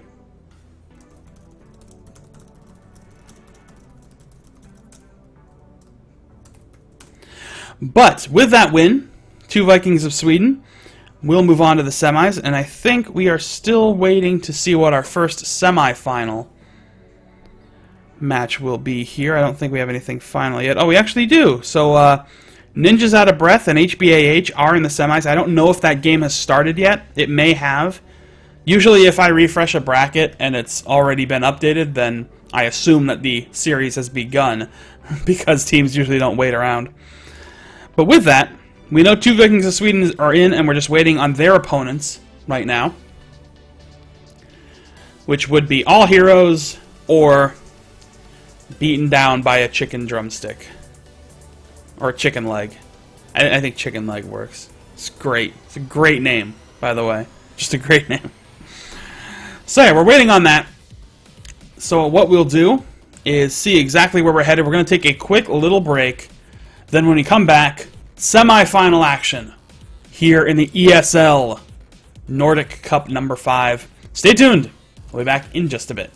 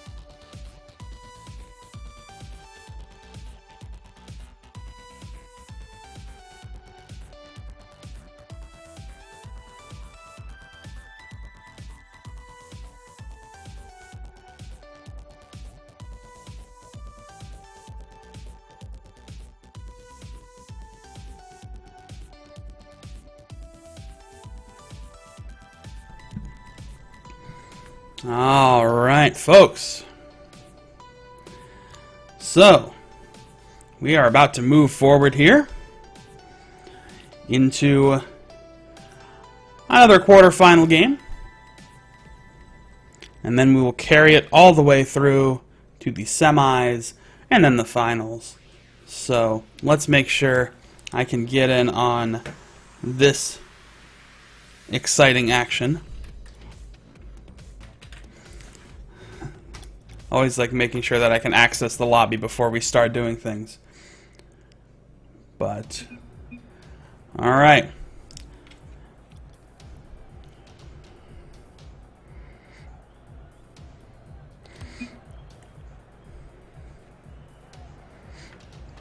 I think we are in.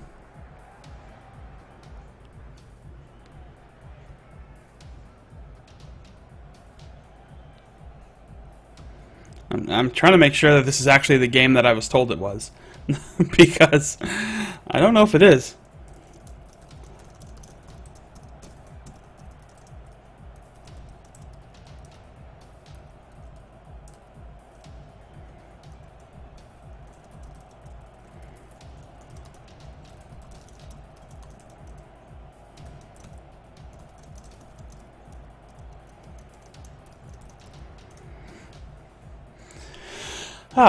Alright, so I'm not sure exactly what game we're in right now. I'm trying to verify that. I was told it was one game, but it appears to be the other.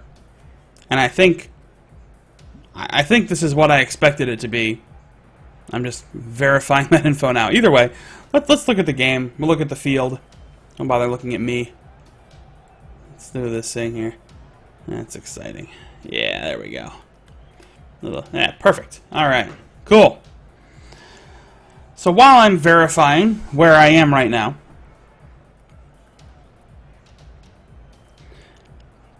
okay, I have verified it just to be sure.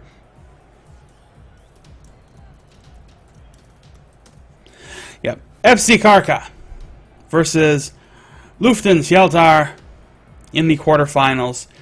And we're just going to head straight from this game into whatever team wins. We will follow them into the semifinals. So here we go. Ebbs and Daze from Shalthis. Akita and Ottoman from FC Karka. So let's follow these new guys around a little bit. We'll start with Akita.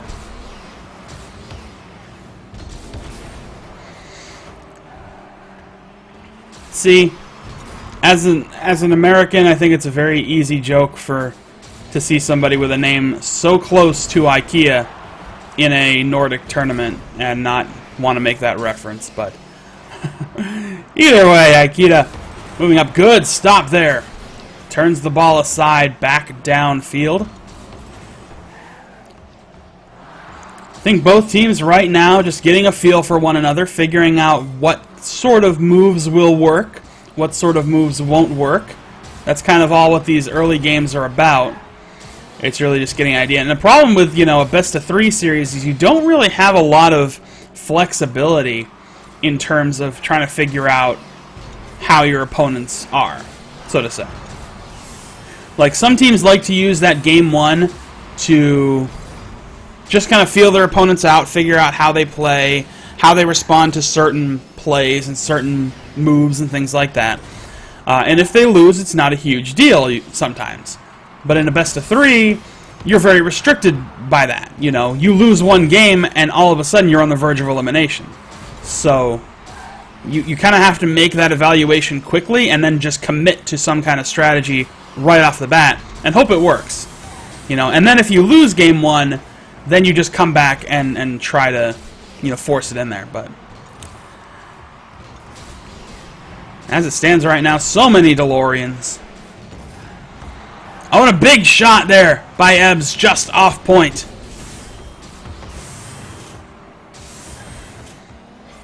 Follow Ottoman, also in the DeLorean. In fact, I think Daze is the only one who isn't in a DeLorean here. I'm pretty sure. But that's alright.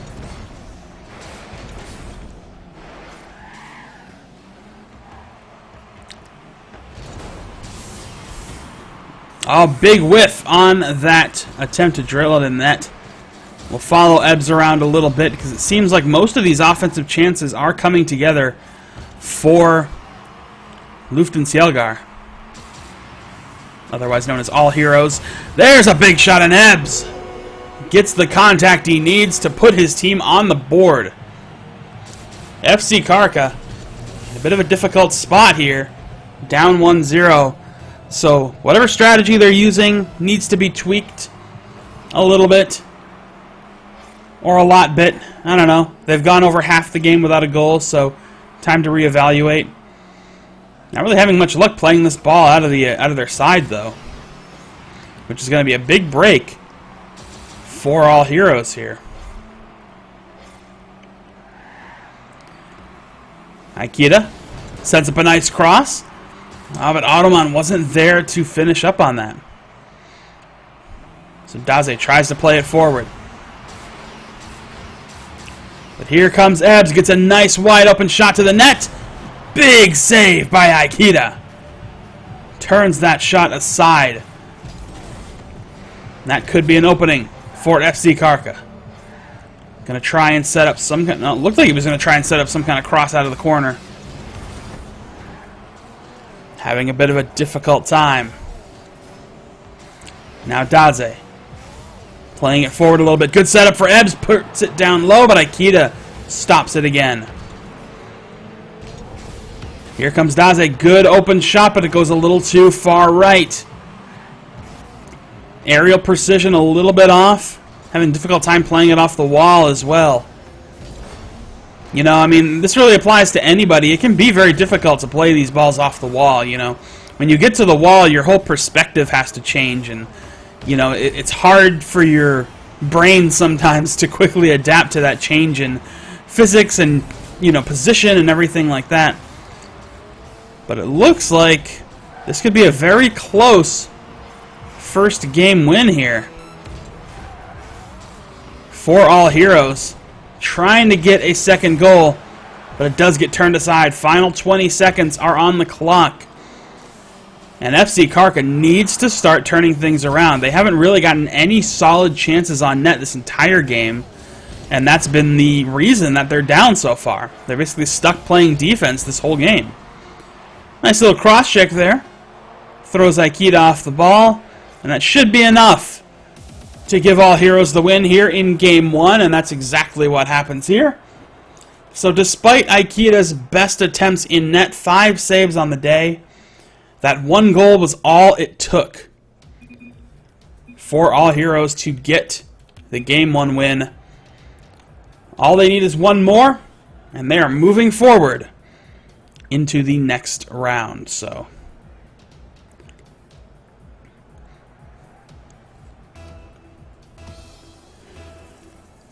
Game 2, kicking off in the blue, FC Karka in orange. Lufthansa, otherwise known as All Heroes. Aikida clears it up downfield, trying to set something up here. Here comes Ottoman. Nice little bit of aerial contact to keep it on the orange side of the pitch.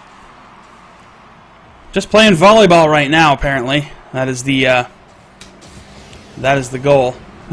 Ottoman, nice play off the wall to send it way downfield. Could be a good opening for his team. Oh, and he makes the wrong sort of contact.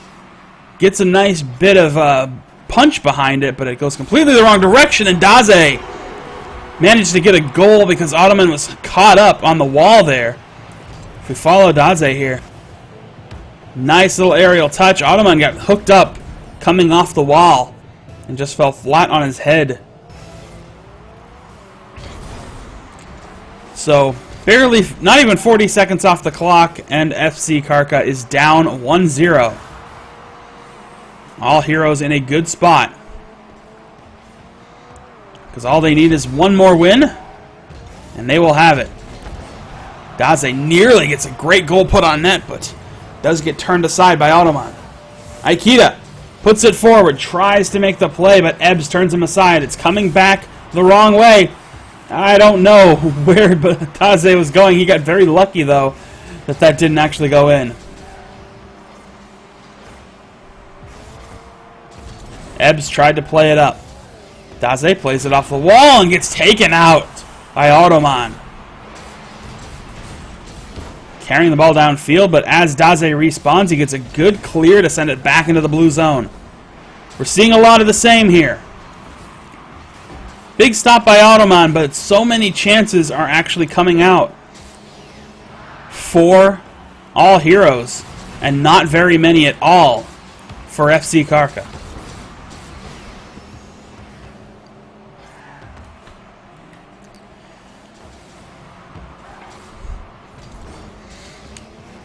So we'll try to watch the action from above for a little bit here. Daze with a nice little clear. Karka sends it out. Now Ottoman playing it down pitch.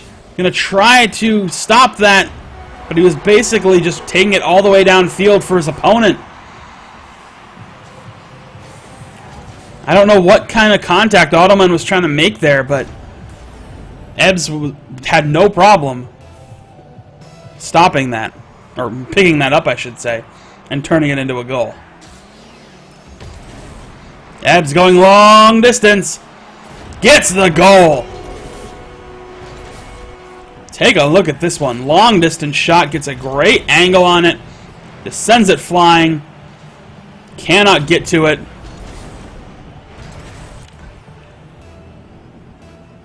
I think this will be a quick finish here for FC Karka. They're not really looking like a team that probably should have been in the semifinals. Oh, but there, Ottoman quickly comes back and responds to my commentary by saying, well, I can still do that.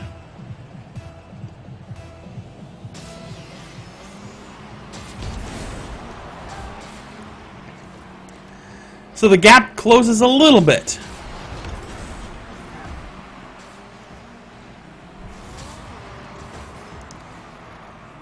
But will it be enough? That's really the tricky part right now. Not if they keep letting Daze and Ebbs set up shots like this. Daze extends the lead back to 3 goals again. 2:18 left to play. And really, they are looking like the team to beat right now. Almost assuredly, they will be moving on to the semifinals of this tournament. And if that is the case, we will follow them into the semifinal match. We'll follow the winner of this series into the semifinals. And then we'll follow the winner of that straight into the finals of this tournament. Again, all series are 3v3, or not 3v3, best of 3, 2v2.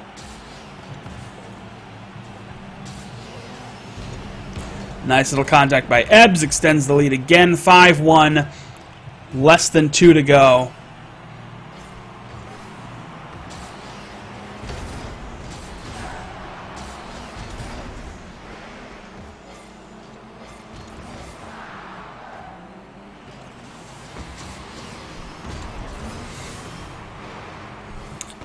And again, just wide open. Daze tried to steal that goal, but Ebbs came in and kept it. Made a little bit of that last contact. Pretty comfortably in control for Lufthansa, which is the name that's registered on ESL. So if they're going by something else, I don't know. Heltar. I don't know what I'm saying. Anyway, Brazil! We have the Brazil off of Aikida's roof. And that is pretty much that. I think that's a end of the road here.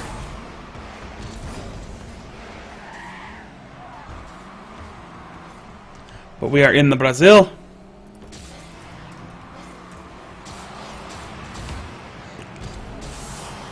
And now we're in a different kind of Brazil. The 8. You spell the B with an 8. It's still a Brazil, right?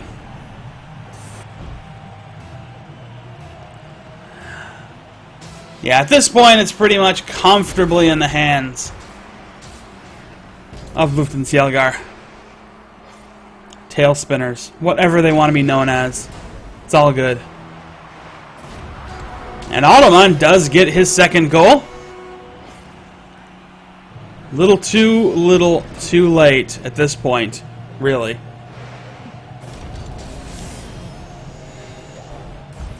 We'll follow Daze around for the final minute.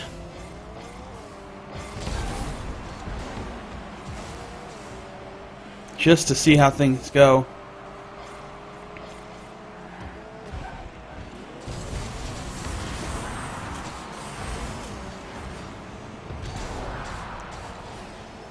It's been a crazy bit of goal scoring, and it is securely in the hands of Lufthansa. They will be moving on to the semifinals with this win.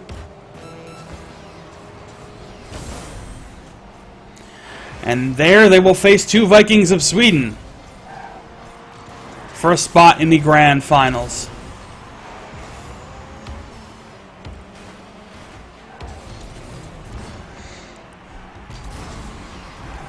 FC Karka having a very difficult time getting that ball away from Daze.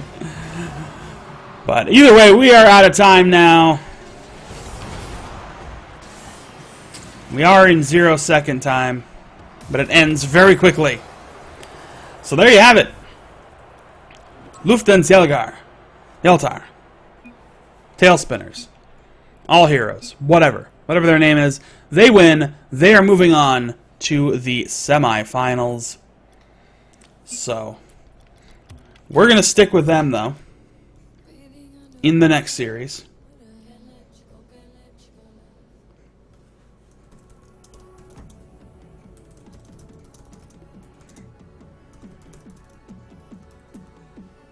So all I'm going to need is the lobby info for that when we get that in just a few moments. But yeah, pretty one-sided affair in that last series. I'm not sure what happened. I had sworn that the I don't know, chicken leg team beaten down by a chicken leg, whatever, however exactly that is translated. I thought they had moved on, but I don't know if they had forfeited, if they had to bail, or for whatever the reason was. But FC Karka ultimately got the nudge ahead, and they were relatively quickly dispatched. So Lufthansa will take the win. They're going to face two Vikings of Sweden in the next round. And I don't know if the other semifinal match has finished. HBAH taking on Ninjas Out of Breath. It has, so HBAH has a spot in the finals. So the winner of this next match will take on HBAH in the grand finals of today's Nordic Cup tournament. So, good stuff coming.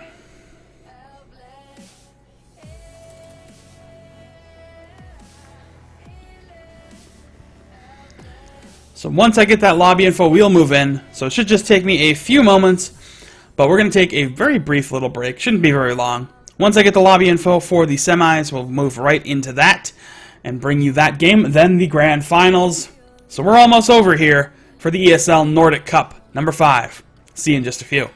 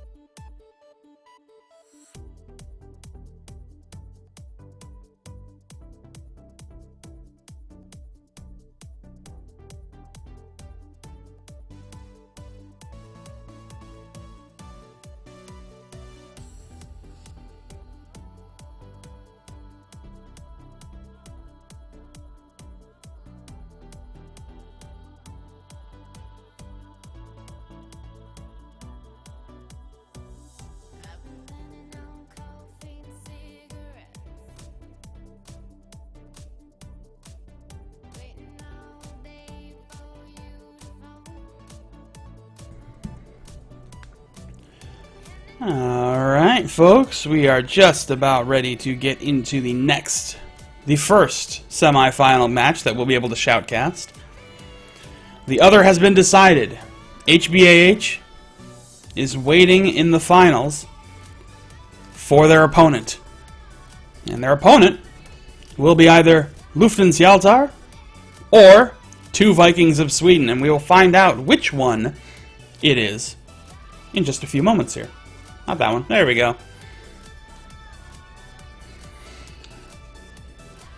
So once we get those lovely little server details, we'll be popping into that game in just a few moments. And then straight to the final. So 2 more best-of-3 series left. At least 4 more games of Rocket League are left today. I hope you've had a good time with this tournament. I will probably be back Sunday for the Europe Cup tournament. I'm not exactly sure yet. I'm trying to figure out how this is going to play out going forward.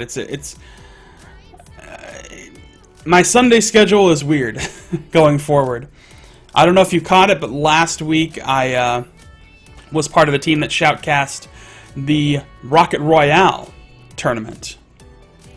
Rocket Royale, of course, a relatively new tournament. That was week 1, the official week 1 last week. But it's a pretty high-dollar tournament. The 8 best teams in the world compete. It's super exciting. I think it's some of the best Rocket League you can catch. Double elimination bracket, so a team can lose and still have a chance to come back to win it all. Team Complain is your first Royale winners. So they are good. That was a really exciting tournament, and I was really proud to be a part of it. Hopefully, I will make my face seen there more often. But either way, we're talking Nordic Cup right now, and we are moving into our semi-final matchup between Lufthansa and 2 Vikings of Sweden. What are my in-game stats? I don't know exactly, but terrible, I assume. Is terrible a stat? Let's just say that on the stat sheet. Because it should. Anyway, here we go. Semi-final match is underway in the blue. Lufthansa Heltar. I keep saying Helgar, I don't know why. Lufthansa Heltar. And in the orange, 2 Vikings of Sweden. Let's follow Dr. Dazed around here. As the first play looks like it's starting to develop, Dr. Dazed tries to take it up the wall, but it does get stopped briefly. Mr. Pixel whiffs a bit on that shot attempt. But Dr. Dazed with a nice shot into the wall to try and center it up. He's going to take to the sky, but it gets turned away by Ebbs, sent back down to the corner.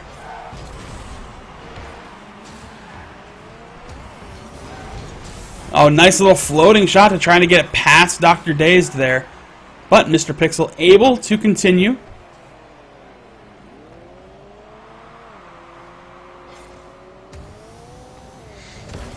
Nice little distance shot there.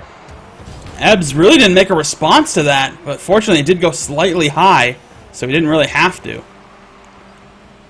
That was a risky bit of goalkeeping, kind of relying on the ball being just a little too far, and it really wasn't that far off that I think committing there would work out, but there, Daze comes in to make a nice play. Mr. Pixel doesn't quite get that ball away, and Daze is able to get the finish to give the early game lead here to Lufthansa.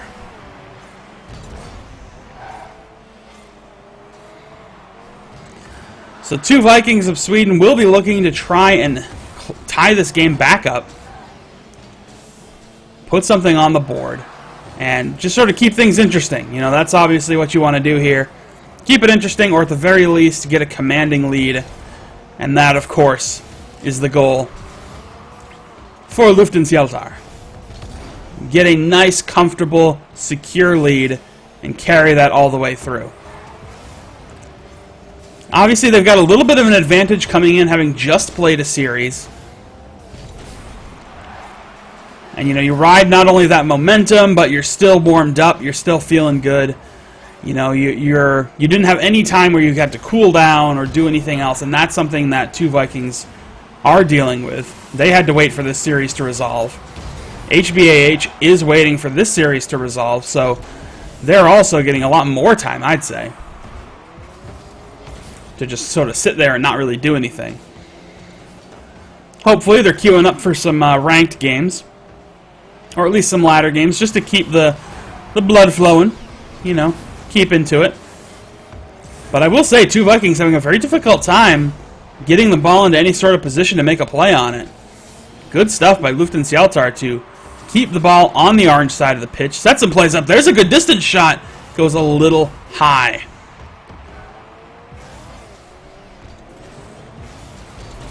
So that distance shot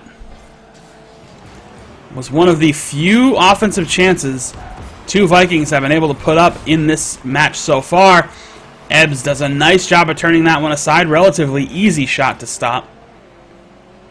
Played off the corner. Ebbs sets it up off the wall. Good center. But it does get turned away before any real shot can develop.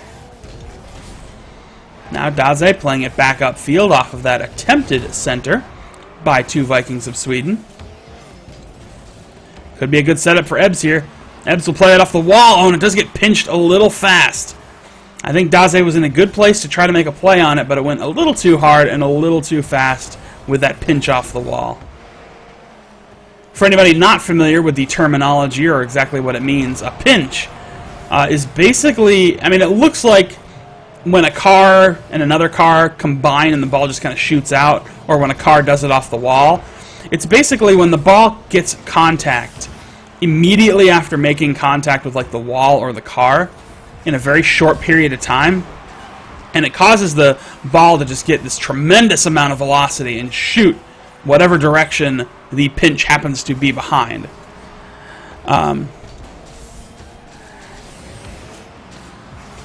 So sometimes that's what happens, but here's a good break. Mr. Pixel gets a late tying goal. Big break for 2 Vikings. 2 Vikings of Sweden tie the game up with less than a minute to play, making things a little interesting as we get late in this game. So we could be headed to an overtime, but still plenty of Rocket League to go. There's a good center. Nicely turned away by Ebbs. That would have been a good chance for this team. But now,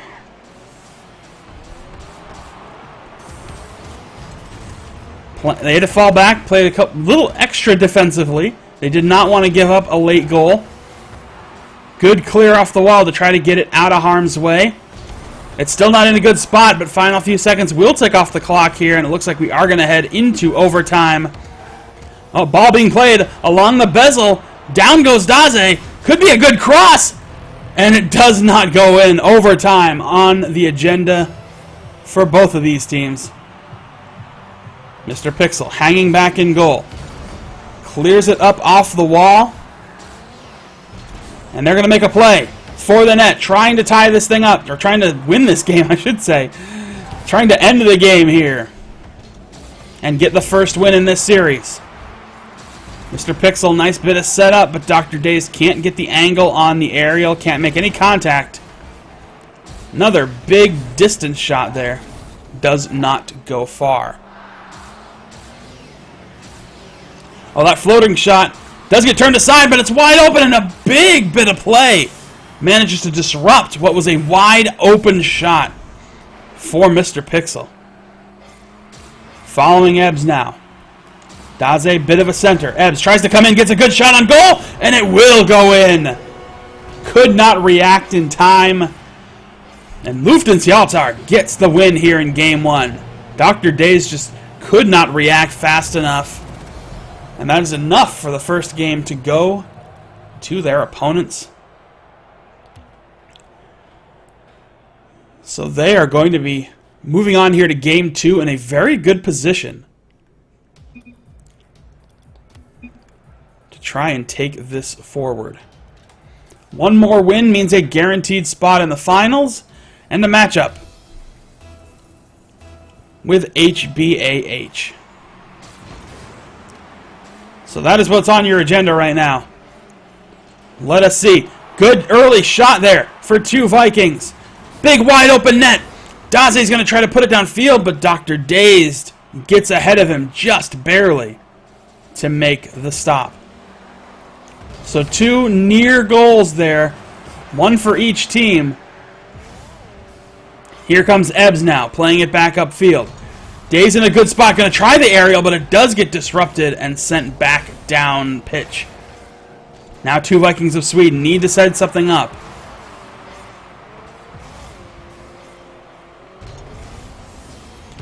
Another aerial missed. Mr. Pixel's going to take it downfield. Here comes Daze, takes out Mr. Pixel. Good key demo to prevent anything from really developing there.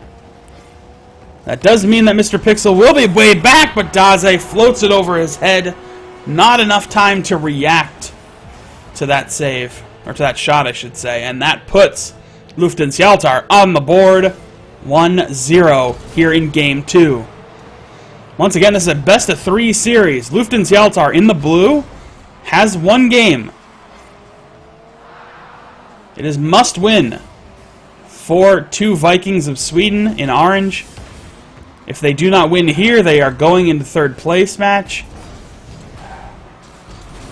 And it will be Daze and Ebbs who move on to the grand finals of this tournament. Nice little setup off the wall. Daze. Beautiful goal. Take a look at this one more time. Plays it off the wall to get a good cross. Comes in off a nice angle. Floats it above everybody. Puts it away. And Daze extends the lead to 2-0 here in Game 2. 2 Vikings of Sweden getting a little bit overwhelmed in this matchup. Floating shot by Ebbs. Let's follow Ebbs forward here. Mr. Pixel turns it aside. So far, the shots continue, though. So many offensive chances really developing for Lufthansa. I mean, they're just constantly getting pressure on the ball, moving it forward, getting decent shot attempts, and not a lot developing for 2 Vikings. Here comes an aerial shot by Ebbs, but he does not get to it first. So it's going to shoot downfield for Daze to try and pick up. Daze gets underneath it. Nice play off the wall there, and he floats it in. Another stellar-looking goal. One more time. Let's catch this. Knocks it into the corner. Well, we don't get to watch the whole thing, but Daze knocks it into the corner and then just catches it right underneath to float it into the goal, extending this lead even further. Really looks like Lufthansa could be the team to beat here in the Nordic Cup. I mean, they have been looking just excellent in every series we've seen them play so far. It's going to come down to how well HBAH can respond to this pressure, assuming that Lufthansa holds on to this 3-0 lead and takes it all the way through.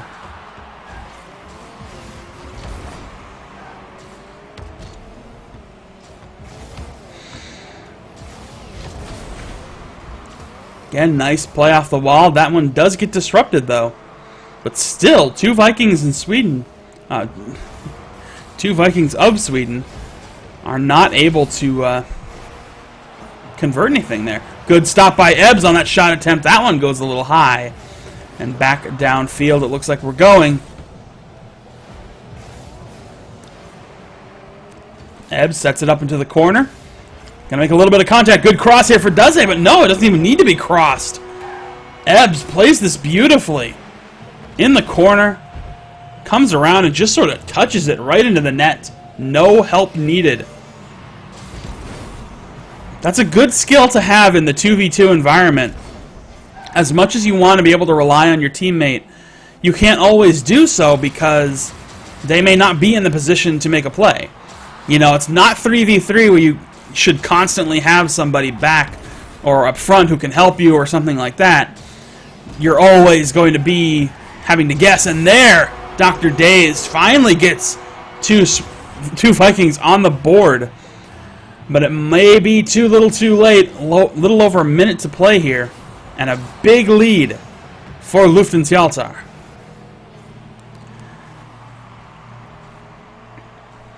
Here comes Mr. Pixel, tries to dribble it up pitch. Good play, but Ebbs relatively easily turns that aside. Let's follow Mr. Pixel around a bit here. Back on the defense yet again. Daze plays it forward. Ebbs now sets it back up, but it's going to go back down pitch. Daze quickly gets in front of it to turn it back around. Another good little setup. That one does get denied by Dr. Dazed. Now Pixel plays it up. Gonna get a good cross here. Has to respond to it in kind. Gets goal number 2. Mr. Pixel with a fantastic looking goal here.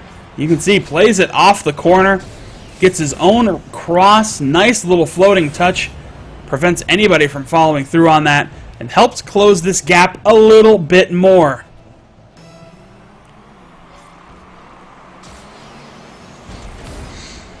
Oh, that was a risky bit of moving there. He left the net to try to get boost, but saw that the ball was starting to head his way, turned around, and the back of his car made contact to disrupt that shot by Daze. But now, 2 Vikings from Sweden have to move this forward. Try and get something going, but I don't think they're going to be able to do it, and they will not.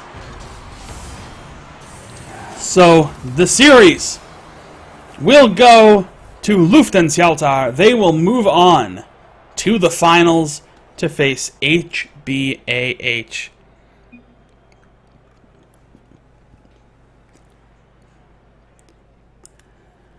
That should be it.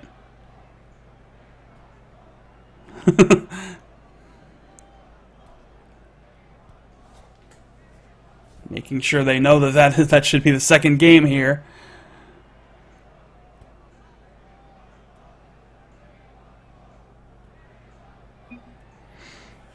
And indeed it is. Okay.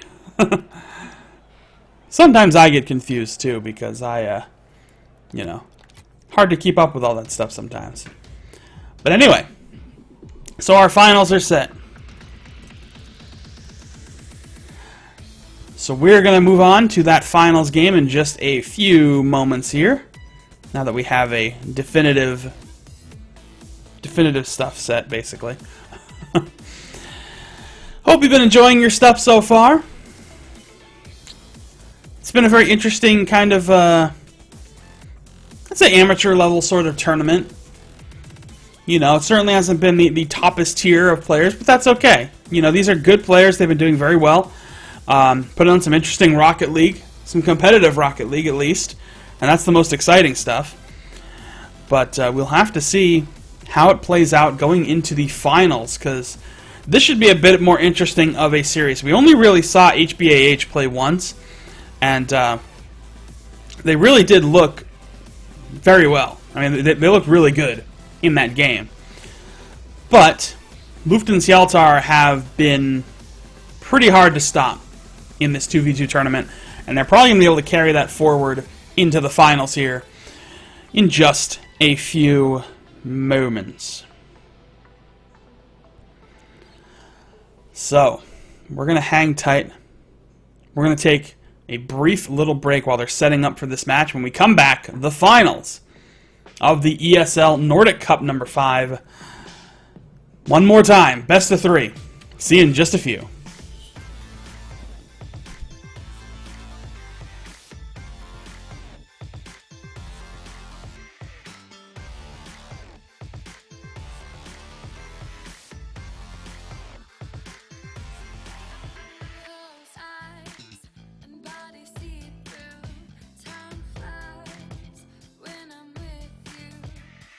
Looming below the sun, holding me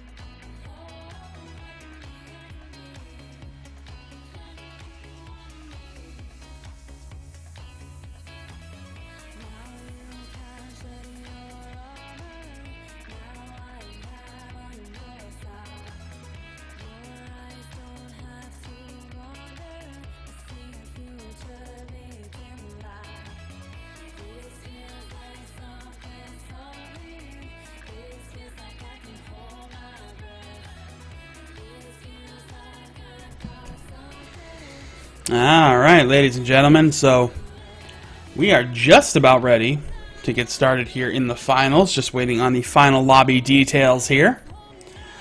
With that being said, I figured I'd come back and keep things interesting for a little bit. So to talk a little bit, I just answered a couple of questions about how I got started kind of doing this with ESL.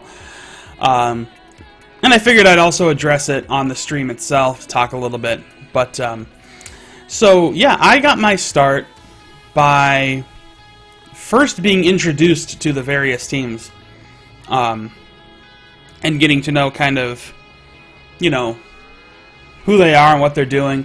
And they had, a lot of the teams that I had followed and talked to were participating in ESL's Europe Cup tournament. And because I have a really terrible work schedule, despite the fact that I live in North America, my hours work that I can shoutcast for European stuff. Just happens to be the way it works out. So, with that in mind, I started working directly with the teams, and I started with Team Rocket.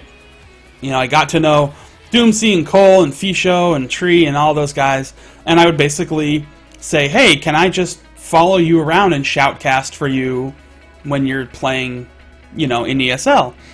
And they were like, yeah, sure, why not? So I started doing that.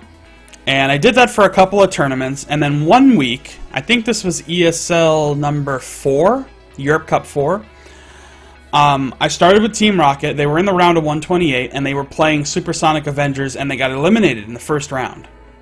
So I was like, oh man, I just started, and I'm already done for the day. But at that point, all of my viewers kind of rallied and got in contact with other teams that I had never made any contact with. And I wound up casting the entire tournament that week. And after I did that for a few times, I just basically, you know, started trying to get ESL's notice. And I was like, hey, you know, I'm casting this stuff now. If you need somebody officially, you know where to find me. And ultimately, they reached out to me. We started talking, and by ESL Europe Cup 6, I was set as the... I guess is officially the Europe Rocket League shoutcaster, for lack of a better term. And that's the way it's been ever since. So since then, I've done, you know, obviously a bunch of ESL tournaments. I've done Gfinity, I did that briefly. I did Rocket League Cinema's 3v3 knockout tournament, and I also did Rocket Royale this past week. So, more the merrier, a lot of stuff happening. And this is after weeks and weeks of doing stuff on YouTube as well. Like, I didn't even get the ESL gig until after doing tons of pre-recorded shoutcasts that I would release on YouTube. But that is how I got to this point in life. So, just waiting now to wrap this tournament up. We are in one more round here.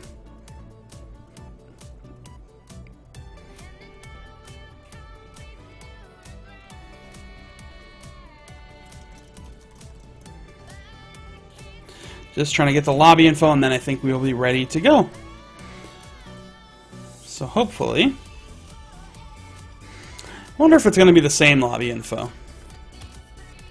Let's check. It's not. Okay. Well, at least I ruled that out. That's the important thing. Yeah, we're down to the final two... Best of 3, I should say. The final best of 3 series. At least 2 more games of Rocket League. Maybe 3, if we're lucky. But then that will do it for today. And then I will be back either Sunday or sometime. I don't know. I'll figure that out. The best thing to do is if you do want to find out what I'm casting, where I'm casting it, what's going on, the best thing to do is to follow me on Twitter. Even if you don't have a Twitter account, you can at least go to my Twitter page, which is twitter.com/Shalthis. The link is below the stream in those things there. Go there, and you'll see what's going on with me. You know, if you have a Twitter and you follow me, you're in great shape because you'll know what's going on when it happens. But if you don't have a Twitter account or you don't feel like following me or whatever, you can just go to that page, read my tweets, and see what's going on. So, that's the good stuff.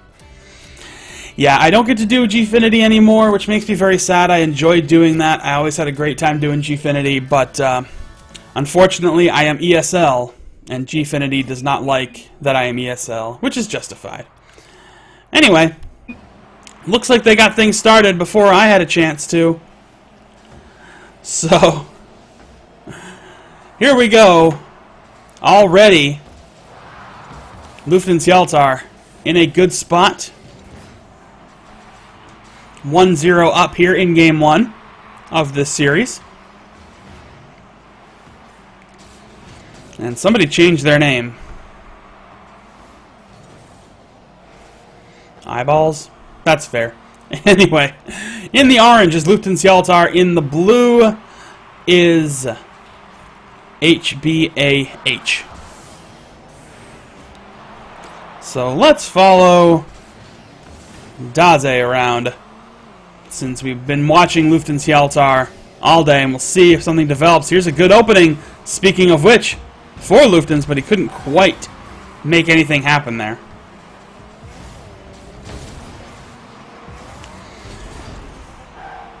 So both teams still in the early stages here, just trying to feel each other out. Yeah, there's one goal up for Lufthansa, and there's an equalizer. So big equalizer goal.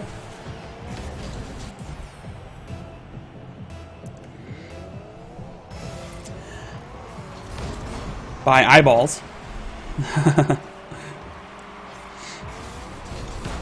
Good little aerial shot off the wall. Tries to set it up for Ebbs, but did not happen. So here's another opening for HBAH to try and play it upfield. Daze does manage to start clearing it back up. Oh, that's a good little touch by Ebbs. And it goes just off the post. Good distance on that shot, though. Now Daze keeps it forward.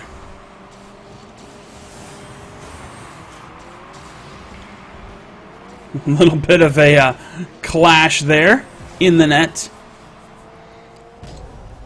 But still waiting on something to develop here. But Ebbs gets the go-ahead. Take a look at this one. Alright. Or not. Don't have to. Played it up along the wall. Managed to tuck it in the net. So 2-1 is your score now for Lufthansa. Yeltar. Either way, they are in the lead. Best of 3 series. This is Game 1. Winner, of course, will win the whole thing. This is the grand finals of this tournament.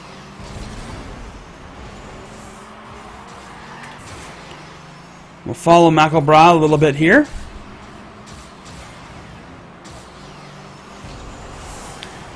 Try to get the aerial on that shot. Wasn't a pretty good spot to do something with, but couldn't actually convert. Nice stop there to prevent the center. But they're keeping it going, keeping the pressure on. Is Lufthansa. Good distance shot there. Eyeballs will get to it in time to prevent the goal, but the pressure keeps going. Despite the good defense, I have a rule of thumb, and that's if if you're able to keep applying pressure and keep putting shots toward the net or on the net, stuff is bound to go in. Ooh, that was a big opportunity for HBAH, but they could not capitalize. Good clear, sends it back downfield. Ebbs now, trying to come up, maybe make a play on it. Final few seconds. Have to be careful, cannot let them sneak a goal in, and they will not do so. So, Game 1 comes to a rather abrupt end here. 2-1 is your score. Lufthansa will get that good stuff.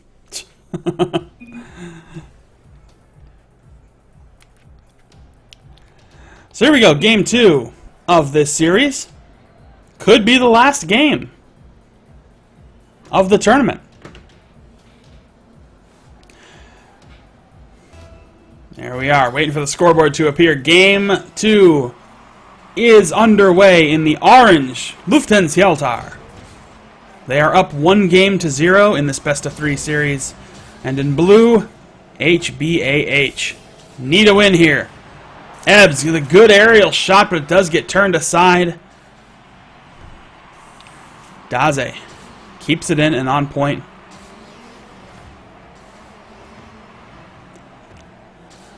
So a lot of good pressure coming out here, once again, for Lufthansa. But all it takes is just one little gap. You can exploit a hole in the defense just once. It's enough. Now Ebbs trying to play it up, but that was a bad center. Oh, and the shot just goes a little too high and wide off of the post in the corner.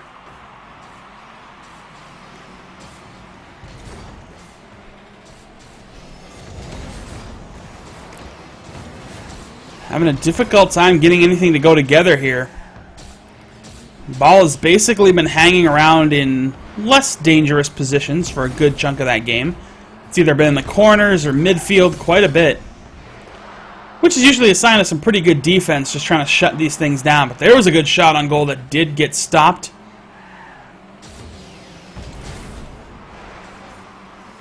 Heading back the other direction, I think, and yes, indeed we are. Daze plays it off the corner. Doesn't quite get the clear. That one was bad, too. Oh, and the floating touch goes a little wide, so it hits the post. That was really, like, right there. And it did not go in. So HBAH turns it back around. They need to get some kind of shot on goal. That's been their biggest problem, is they're getting it in the orange side of the pitch, but they're not really putting anything directly on net.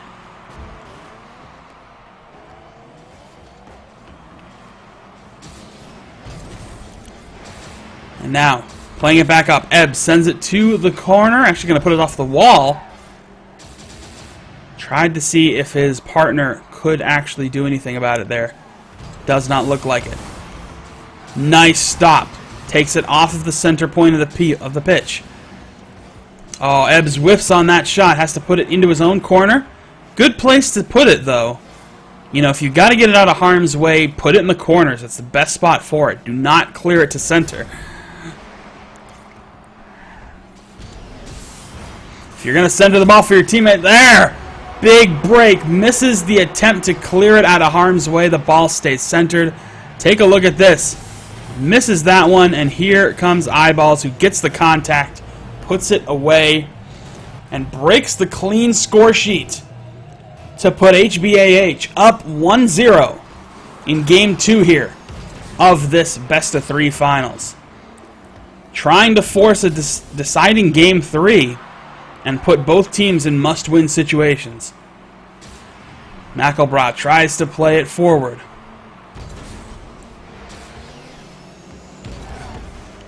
I don't know why I'm pronouncing an L. There is no L there. It's just McElbrath.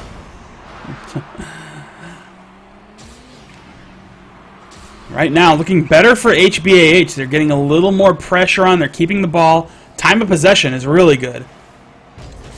A little bit of a backwards hit there. Ebbs tries to play it forward. Finally gets turned back around, but cannot clear it out. Here comes Ebbs. Sets it up off the wall. Cannot get the follow-through.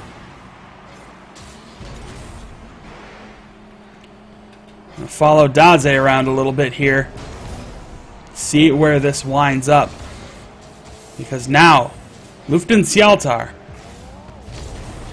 has to turn something around here and get a little goal, one more goal, just to keep this game interesting. Oh, and that's a big opening for Ebbs. Can't quite get the contact on it. Oh, that was such a good opening for Lufthansa.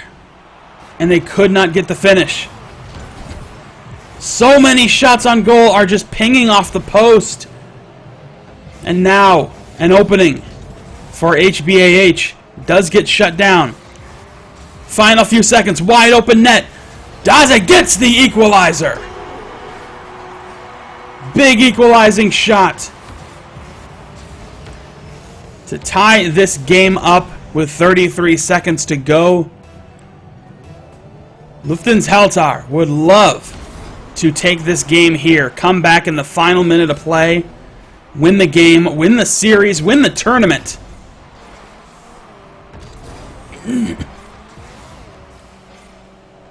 right now they're looking like they could pull it off. Good setup here. Goes to the sky, but it does get knocked way out by Macabra. Going back down pitch. Ebbs has to make a critical save there to keep their hopes alive. Looks like we are headed into overtime. And indeed we are.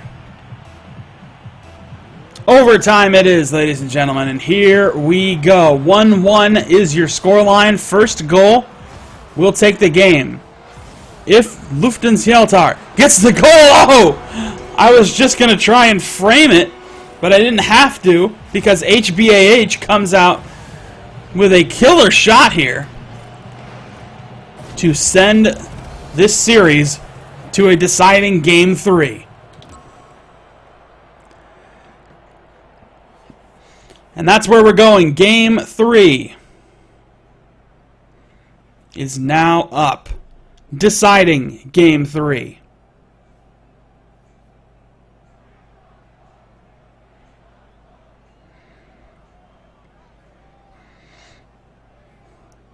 It's going to be exciting stuff. If the other spectator decides to ready up.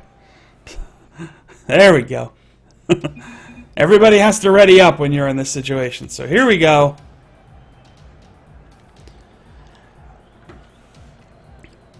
Final time.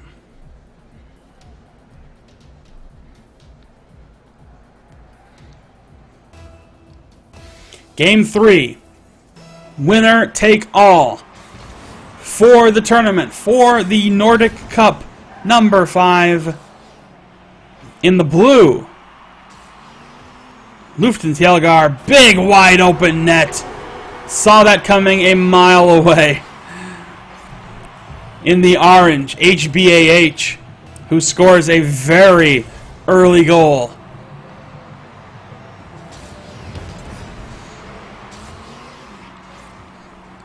Lufthansa has been tough to beat this tournament so far, but now they are getting scored on very quickly, very early. And this could be the beginning of the end already. 2-0 for HBAH with less than 40 seconds, less than 30 seconds, excuse me, off the clock.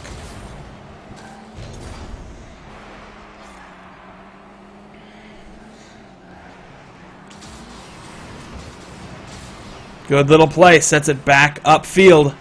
It's going to go just slightly wide. Eyeballs gets another big goal. All 3 goals have been scored by Eyeballs.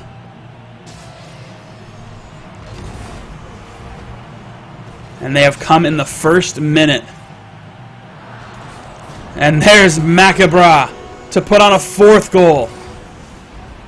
This game has just gone from competitive to blowout between game 2 and 3. And I don't know, that just seems crazy.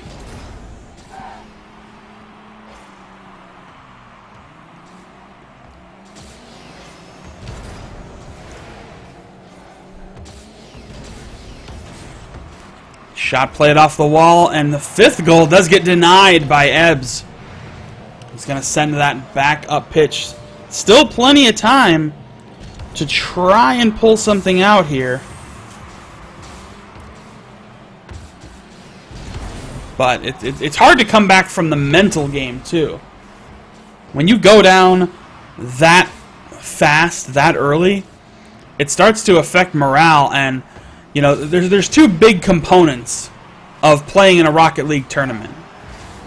And I would say this applies to really any esport tournament for sure. But the 2 big M's, morale and momentum. And when you get scored on 4 times in the first minute of play, now 5 times in the first 2 minutes of play, your morale takes a huge hit. And the momentum is securely behind your opponent. And when those 2 things are not on your side, it's nearly impossible to make a comeback. And I don't think we're going to see any real sort of comeback here, to be perfectly honest. Unless it starts right this second, I don't see anything happening. So, very surprising that we'd see such a lopsided performance here. 6-0 is your scoreline before halftime. Well, not even halftime, but before the halfway point. So HBAH has come through in dominating fashion.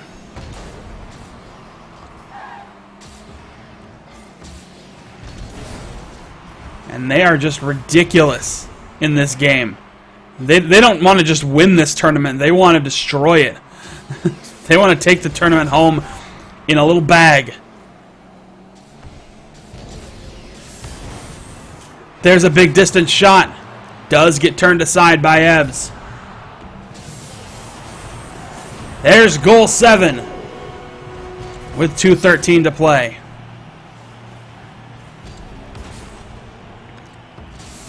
We are halfway to the Brazil, but if Lufthansa can't score one more goal here, or one goal, then we're not going to get a Brazil.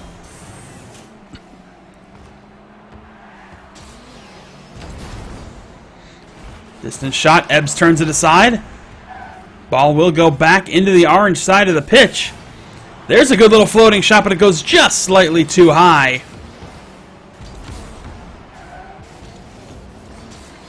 And a monumental collapse here for Lufthansa is almost complete. Minute and a half to play. Ebbs denies that shot attempt. Taking it back downfield.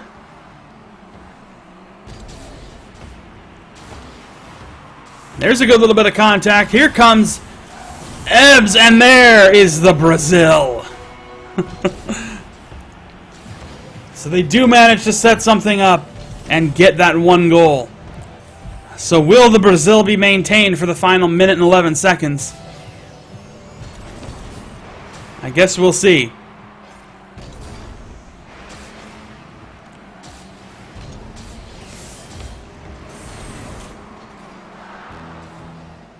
Final minute of play. Yeah, they're not trying that hard to score right now. I think they're trying to protect the Brazil.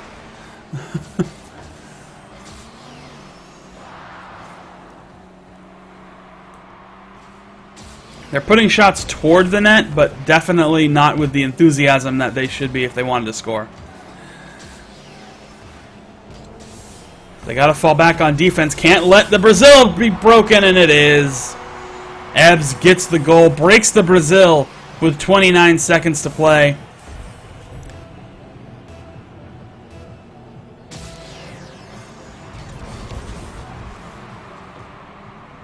So now it really doesn't matter what happens. We did have a good Brazil for about 30 seconds, so a little over 30 seconds. I'll take that.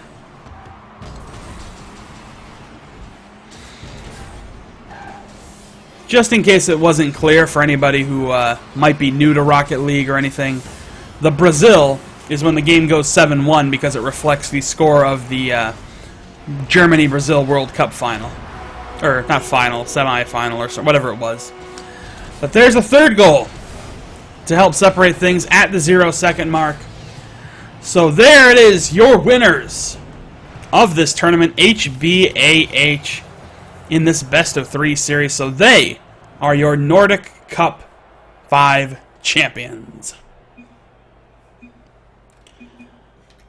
Well played by all teams involved. So there we go.